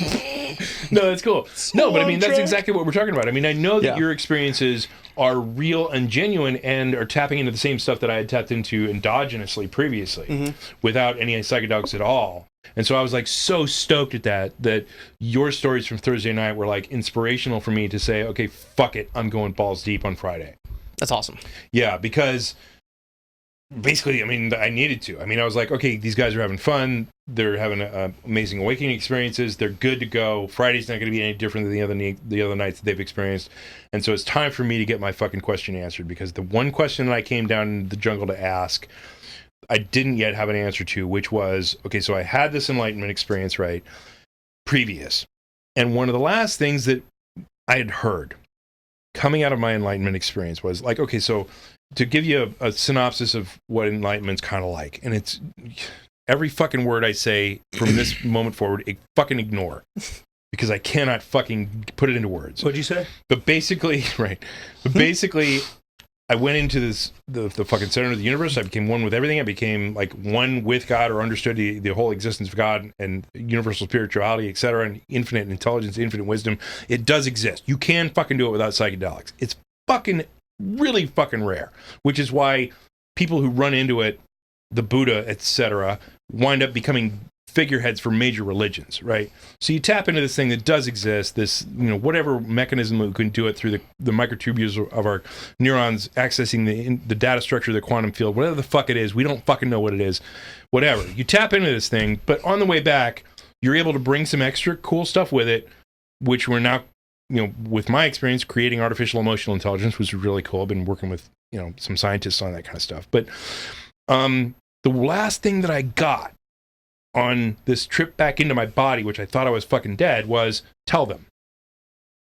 That was the last fucking message that I got coming back in to my existence was, you've reached this place that everybody can fucking reach. Everybody has access to this. And by the way, everybody is this. Everybody is this thing. And they're fucking creating all their bullshit is an illusion, and they don't fucking need to do it. And all they need to remember is that they are this thing, and that will solve 99.9% of their fucking problems. And help their body fall into an alignment with their spiritual energy, and create healthful situations for their body and healthful situations for their mind, etc. Yada yada yada. And the last thing that I got was fucking tell them, tell everybody. And so that's part of the reason that I had to fucking drop out of fucking corporate world and high tech world and leave a 6-digit salary and all the success that I had previously to figure out a way to fucking write these books that I wrote and become this. I don't want to be a fucking guru. Don't call me that. I'm trying to tell you a way to get through your mind's bullshit, to be able to find this place of deeper understanding and deeper meaning. But that was a fucking mission that I was given, or at least that I was felt from my subconscious level, or God, or spirituality, or whatever the fuck you want to call it, from somewhere that wasn't my waking awareness. I was given the message, fucking tell them. And so all I wanted from that fucking week was, am I serving you correctly? Whoever the fucking it was, whoever fucking told me, tell them. Right? Whether it's my deep level subconscious that I'm supposed to be serving, that's within my own brain, and it's going to all fucking blank out into fucking nothingness when we're done, when my body quits, right? Am I fucking serving, whoever said the words tell me, am I fucking serving you well enough? Am I doing the right thing? Because I am fucking edgy. I fucking curse. A lot of people don't like that. I fucking tell it like it is. I talk about enlightenment, which you're not supposed to fucking do in the fucking enlightenment realm, because, the fucking stealing fire, that's why. Yeah, well, here's the thing. You're not supposed to talk about enlightenment because you're not supposed to set expectations. You're not supposed to set ideas of mind into place of people who are seeking deeper understanding, because then they glom onto that as a fucking idea, and it blocks them from becoming enlightened themselves, right? Because you got to release every bit. Understand that. Yeah, you got to release every bit of your fucking mental attachments to be able to get to this place of complete release and complete ego death and complete, naturally speaking, without the psychedelics. And so it's like, all I wanted was the fucking message of, yes, you're doing the right thing, or no, fucking change your path because you're being a douchebag. And? Right? Right, yeah. And? Yeah, and which way to go? And? Did you get the answer? Oh, yeah, and I did get the answer. On Friday night. So that's what I told the shamans. On Friday morning, I said, I'm going deep. Give me a fucking hero dose. Yeah, that was impressive. I was there, and I remember thinking, damn, that's a bold move. Because I knew the dose I was taking, and I knew that the amount that I was taking was having, X reaction. And I believe you asked for double that. Yeah. Which was more than your effective dose in the first place. Yeah. So you were going bye-bye. I was going bye-bye. We all knew you were going bye-bye. Intentionally. Yep. Intentionally. Which was super impressive. So you took a hero dose. I did. Well, they were fucking crazy enough to say yes. Yeah, actually, I remember the facilitator. Can't remember her name, but I remember when you asked for that dose during the group share that morning. Yeah. And you asked for that. She laughed and she goes, "Okay." Emily? Yeah. Oh, she was great. Yeah, and she was like, "Okay, right. You want to hear a dose? You're gonna get it." But that's the secret of ayahuasca. And so, and that night, he kept fucking pouring. I was just like, whoa, hold on. But then, you want to know the truth, is I took that hero dose. Like, he filled up our fucking standard dose. He filled it up once, and then he filled it up again. And I was like, oh, that's cool. And then he grabbed another one, and he filled that one up, and then he added that to the fucking coffee cup that I was... By the way, this has been steeping for 5 years. Good luck. Yeah. And then he handed it to me, and I drank the whole thing down. And then an hour later, I wasn't getting what I wanted, and so I said, "Give me another dose." I remember that, actually. Yeah, and these fucking people were crazy enough to give me... That was when I first started feeling the dose I had that night. Yeah. And we were like, "Oh, Sean's gonna have fun. Good night." and she was like, "Are you sure? I'm gonna come back in 20 minutes." Like, 'cause she was like, I have to say that, if you're doing this, it's got to be in the right environment. And they were great about creating a safe, healthy, helpful environment. Yes. And not to get all frou-frou, but man, that I didn't realize it till the end of the week how important that was. Yeah. And they did an amazing job at that. Yeah. Because if me personally, if I didn't feel comfortable doing that, I would have freaked out or something. Fact. I don't know. Fact. But I felt really comfortable there. Yeah. Well, I did too. And then when our conversation at lunch, I don't know, this is where we went a little weird on this. We always get weird. Yeah, we always Let's get weird. be honest. I was just like, I was with Doug and I was like, fucking Doug, I'm going to go to Hero Dose tonight. And if I fucking die, because I need to go into it being ready to die. I said, if I die, you need to teach my son to shoot. And you need to make sure he gets on the fucking, spiritual path, enlightenment path. And I needed to know that somebody was going to have that ball if I fucking took too much of this shit and winds up killing me or whatever. And I was like, fuck it. Besides that, I'm going fucking balls deep, and we're going deep to get the fucking answer that I But what's want. interesting is like, where did that come from? Obviously, that one came from a place of fear of not being able to fulfill my role as... Yeah, but you saying that allowed you to go somewhere else amazing. Yes. Yes, it did. And that was... No, I think that's what it was. That's another thing that you did for me, is that, first of all, the inspiration from the Thursday night story, but then the second thing was like, I got it. I will do those things for you, and you can release those things, because those are the two things that I was holding on to that will maybe want to think, don't go through fucking ego death again. Mm-hmm. It might be real death this time or whatever. So it was like, fuck it, I'm going. If it's gonna fucking kill me, it's gonna fucking kill me. And yeah, and Doug's got the two things that are important to me that, Even though I went into that night thinking, I might die. Right, yeah, fuck it, I'm going. Let's go. Which is why we jumped into the fucking river and swam with the piranha, right? It's like fucking... Here's the deal. If you don't really live your life thinking, I could probably die tomorrow. Yeah. And not to the extent that is 100% real, but the extent that it is possible. Yeah, 100% possible, but not real. Man, I can't tell you how many times I reach out to someone in my life that I care about. Yeah. And say, hey, man, like, I appreciate you, or hey, mom and dad, I love you guys, or hey, sister, whatever. It's important. It is important. Not to get too frou-frou or tangent, but yeah, that's the reality. It is important to make those communications, because this could be your last day. Mm-hmm. One day it will be your fucking last day, and you won't be expecting it. Exactly. I mean, very few people are going to go into their last day knowing it's their fucking last day. Yeah. Very, very few people. All right. So anyway, I asked for a booster dose, and she's like, "Are you sure? Let me come back in 20 minutes." Booster dose was a small, large cup. Yeah, it was another fucking cup. It was like another fucking major, like the original dose, an adder on top of that. It was like a rocks glass. Yeah, and so she came back and she's like, "Do you still want it?" I was like, "Let's go." Because the thing that I was getting that I didn't tell her, like I was pretending like I wasn't getting much effect at all, but what I was getting was the level of subconscious didn't want to re-engage again. Yeah, and so it was kind of hiding. To caveat to the audience, sorry, ayahuasca is not sunshine and rainbows. Right. No, it is not. Oh man, Anton put it best. We need him on here, by the way. Yes, Anton described it as being dragged through the dirt. Yeah. Which, again, part of the ayahuasca experience and ceremony is beautiful and amazing and enlightening. Part of it is being dragged through dirt. Yes. So just for anyone who's listening, it's being dragged through dirt. Yeah, it's not but sunshine. Also positive stuff too. It's not sunshine and rainbows and fucking... But like anything else in life... Unicorn farts. Anything worth having... Yeah. There's a cost.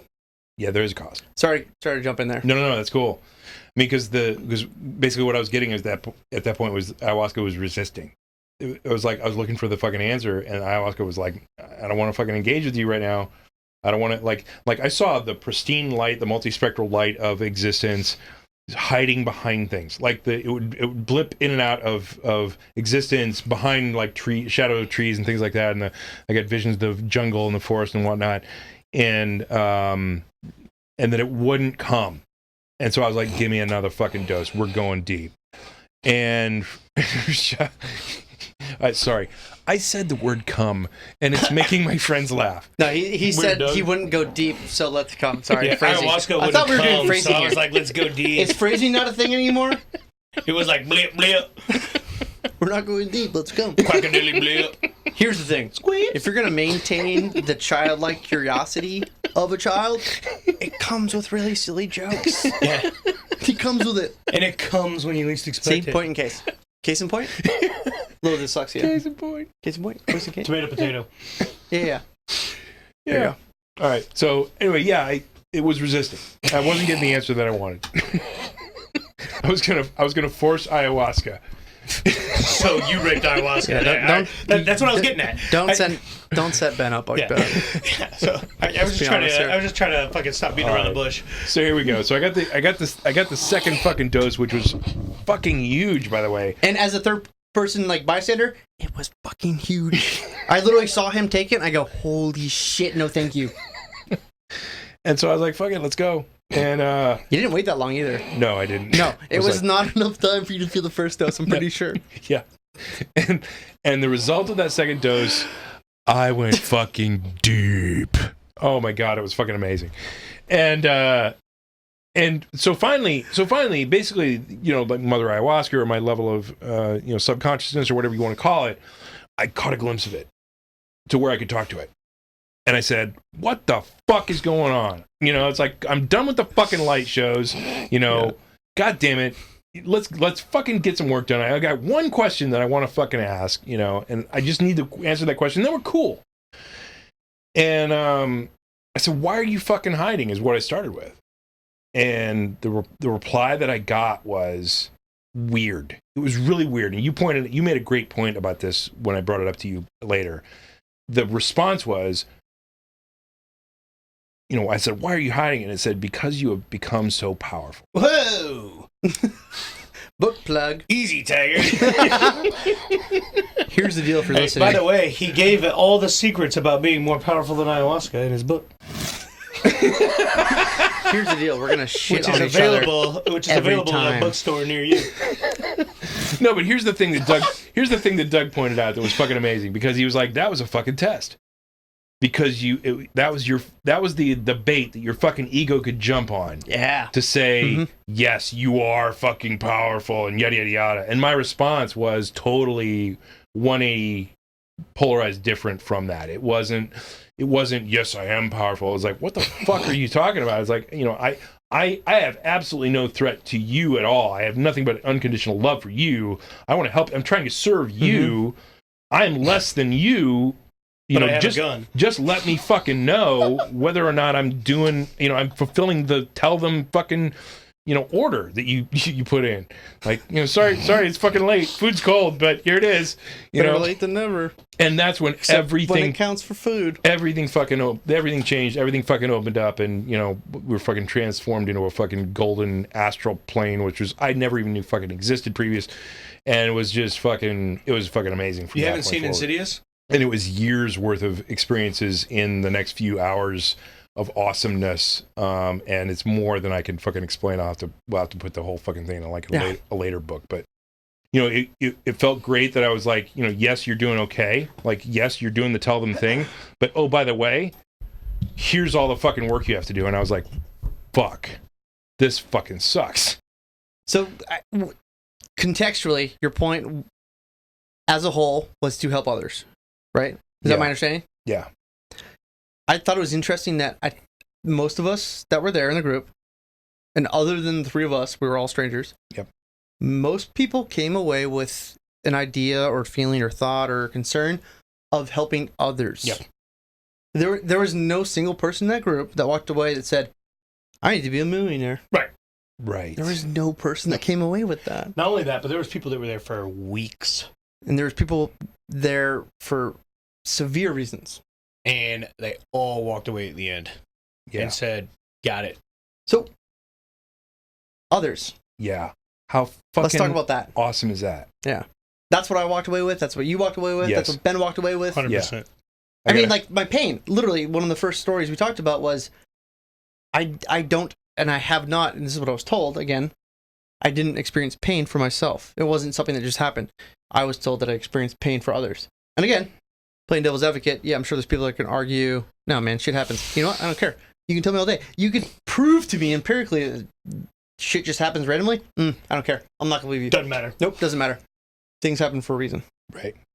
I can say that. I can say that confidently. There's no conceivable amount of pain that's going to teach you a lesson. No. Yeah. Mm-mm.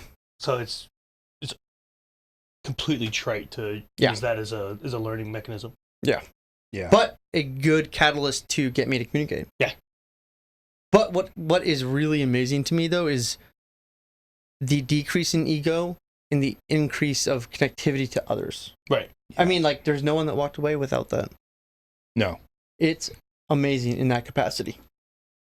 And again, you got to be dragged through the dirt a bit if you're going to choose to partake in an ayahuasca ceremony. Yes. Man, the decrease in ego is amazing. What do you think, Ben? I didn't really get dragged to the dirt. You didn't get dragged to the dirt? It was nothing but awesomeness for you? I had a fucking blast. But, I mean, I learned a lot. I had a lot of great experiences, but I didn't really fight much. Yeah. And I think, so for all you folks who heard the last 1 or 2 episodes or whatever, whenever Doug gave his caveat on what to expect from me, I think that the fact that the way I conduct myself, the way I do business on a personal level is perceivably unapologetic or abrasive, whatever the case. But that doesn't leave a whole hell of a lot of room to rehash shit. Like, I do shit my way. So I didn't have a lot of shit to readdress or rehash So or resurface. let's talk about our intakes then, because that's Yeah. exactly what we're discussing. Exactly. The intake was So the incredible. The intake is when you meet with the facilitators of the Arcana, The who are spiritual amazing. center, yeah. Yep. They're good folks. And this is before you do a ayahuasca ceremony. You meet with them, and they discuss with you and ask questions like, "Hey, what kind of trauma have you been through?" They probe. Yeah, no, they ask hard questions. They ask real questions. You know, what have you been through? What are you expecting to experience? What are you expecting to rehash? What are you expecting to relive? Because they don't want to be caught with their britches down when Yep. somebody literally wigs the fuck out. So, going into this conversation, you know, they asked me, I told them I was military, blah, blah, blah. And they're like, okay, like, what are you expecting to experience? And I was like, oh, well, you know, I've had a couple near drownings, you know, like been shot at, blah, blah, blah. And they're like, okay, like, are you okay with that? And I was like, yeah, I'm pretty cool with it, you know. I have faced it. I have, you know, had those conversations with myself. Right. And I told them, I go, I think I'm okay with what I've experienced and seen as far as that goes. Right. And they're like, okay.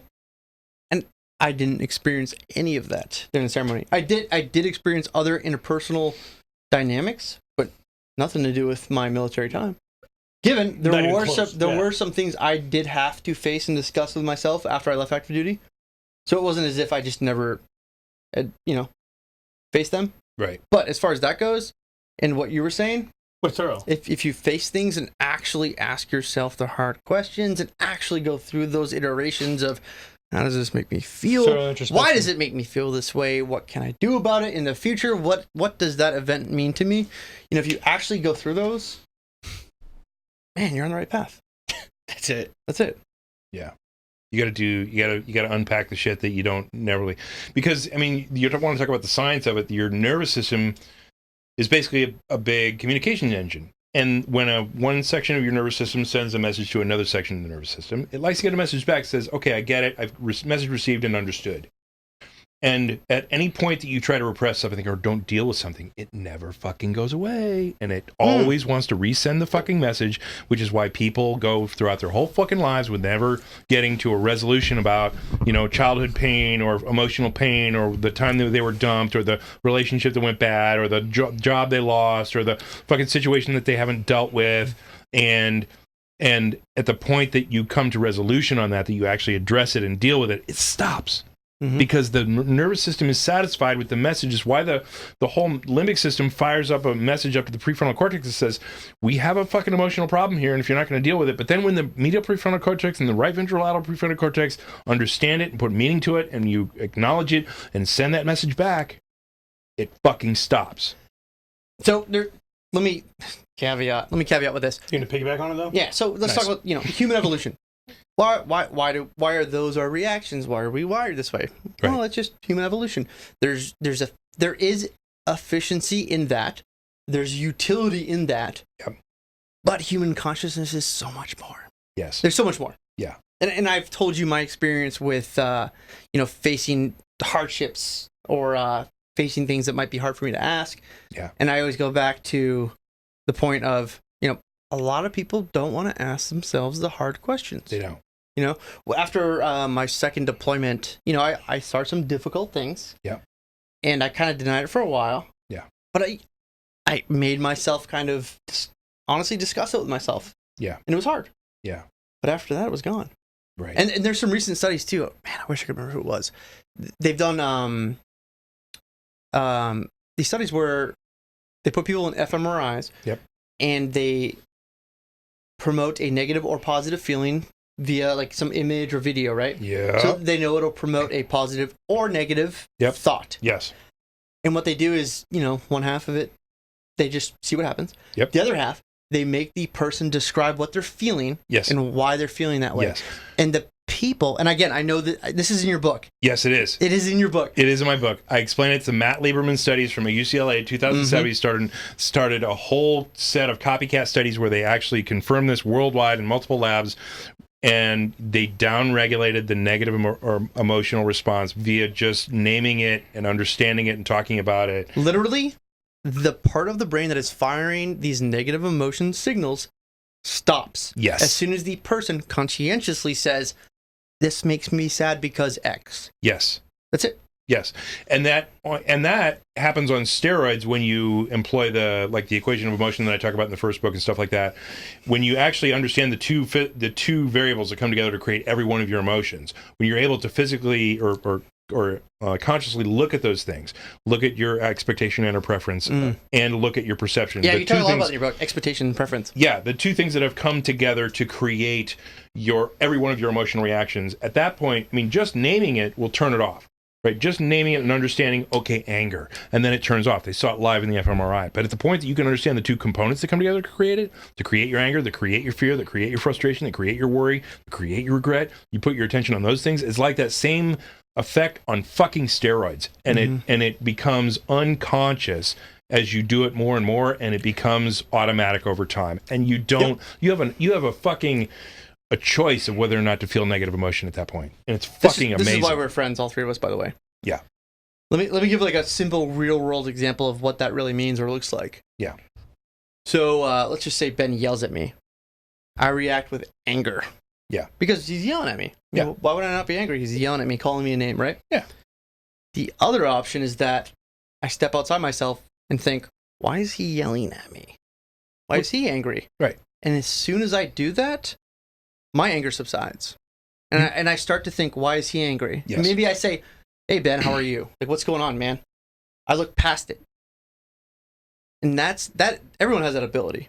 Totally. But like you said, it takes practice. Yes, it does. And that practice creates new connections. Yes. Which creates the habit. Yes. And then your muscle memory takes over. Your subconscious starts doing it for you automatically. You completely bypass your internal reaction that wants to derail you. Mm-hmm. And then you're there for your whoever it is. Yeah. You're in a position of compassion immediately, a position of empathy immediately to understand, to skip your bullshit. And I talk about this in, I think it's the second book or the first book. I don't know. There was a point where I opened my fucking mom's door at the retirement community. I remember the story. And she said, hi, can I help you? Your mom. My mom. To you. To face me. to face. Face to face, did not know who the fuck I was. That's hard. That is hard. That is that moment right there of your mother who gave birth to you, who is the only person in the world can give you motherly love, is the only person in the world can give you motherly hugs, the only person in the world can give you motherly understanding. All of that fucking disappears at the moment she doesn't know fucking who you are. Right? And not only have you lost that from her memory loss, she's lost that in a son, like a first son that she had four sisters, my 4 sisters, she had 4 females, and all she ever wanted was one fucking son. And I came along 12 years after my next oldest sister, right? I wasn't supposed to be born. I was a fucking mistake. I was a surprise, right? Finally she got the son she wanted, and now she can't fucking remember it, right? There is a fuck ton of emotional shit that can occur in that moment that I'm supposed to fucking break down into tears. I'm supposed to be in fucking distress. I'm supposed to go home and fucking cry about it. Why didn't you, or why did you? Because I was able to process all that. First of all, I was able to see all that stuff in real time pass through my head as options of, you can feel sorry for yourself. You can be sad for the loss of all these things that you just lost. You can have the shift in that you're not this woman's son from her perspective anymore. So can we talk about that real quick? Because to yourself, you are saying, hey, you can do this. So what does that mean? Well, it happened automatically at that point because I was so practiced at it at that point in my life that it was one of those things that, it's like you see it happening in slow motion. And you have a choice of allowing it to happen or not allowing it to happen. But I knew at that point to take the position that I'm not going to serve my mom by wallowing in my own fucking self-pity. She's answering the door of somebody who's knocked on her door, and she's wondering who the fuck it is. And I was just playing the role of a passerby who's coming to check on her, nice guy, say, hey, I just want to come by and check on you, see if everything is okay. And she invited me in. We had a nice conversation. She pointed at my fucking kids, and she's like, oh yeah, those are my people. Because I was trying to jar her memory. I was like, okay, is this going to be a permanent thing, or is this going to be kind of like a jar her memory into remembering who I am, and maybe we can just pretend like the whole, who are you thing didn't happen at the door. Yeah. But it was not fucking happening for her. But I was like, who's that boy? Because my son, and she said, oh yeah, those are my people. Isn't he cute? And so, can I ask you a question? Yeah. Was there any mental preparation in dealing with that, or no? It came out of the blue. I mean, we knew. I mean, like what practice works for you though? Like that. I mean, most people would probably write down. Yeah. Like, so what's the difference? The difference was that I was just practiced in understanding that I'm not the reactions of my mind. That I'm the existence that sees my mind. I'm the existence that reacts to the reactions of my mind. Mm-hmm. And so I have a choice in my existence not to be my mind, not to be the reactions of my mind, not to having to react to my mind. So right? not being the passenger of your mind's emotions, but right, kind of being outside of that. Yes. I am the spiritual energy, or whatever the fuck you want to call it, that is beyond my mind. I'm the awareness of my mind. Mm-hmm. And so the things that my mind give me sometimes are useful, sometimes they're not. In this case, it wasn't useful, right? In this case, it wasn't going to help me be a servant to my mom.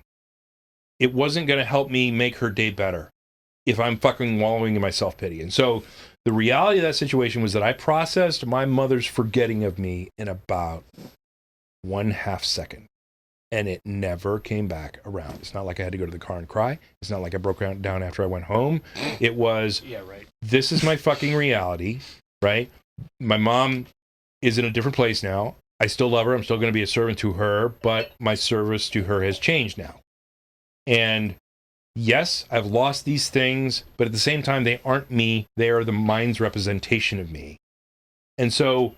I mean, so, and sorry to interject, but there had to have been some practice, or what did you do differently that maybe the average person wouldn't have done to have that reaction that you did? Because I think that's important to point out. Yeah, it was the practice of understanding that my emotional reactions are not me.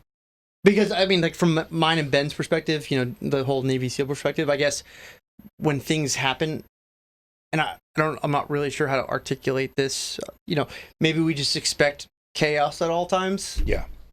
And that's why we don't react. I'm not really sure. But for most situations, we don't really react.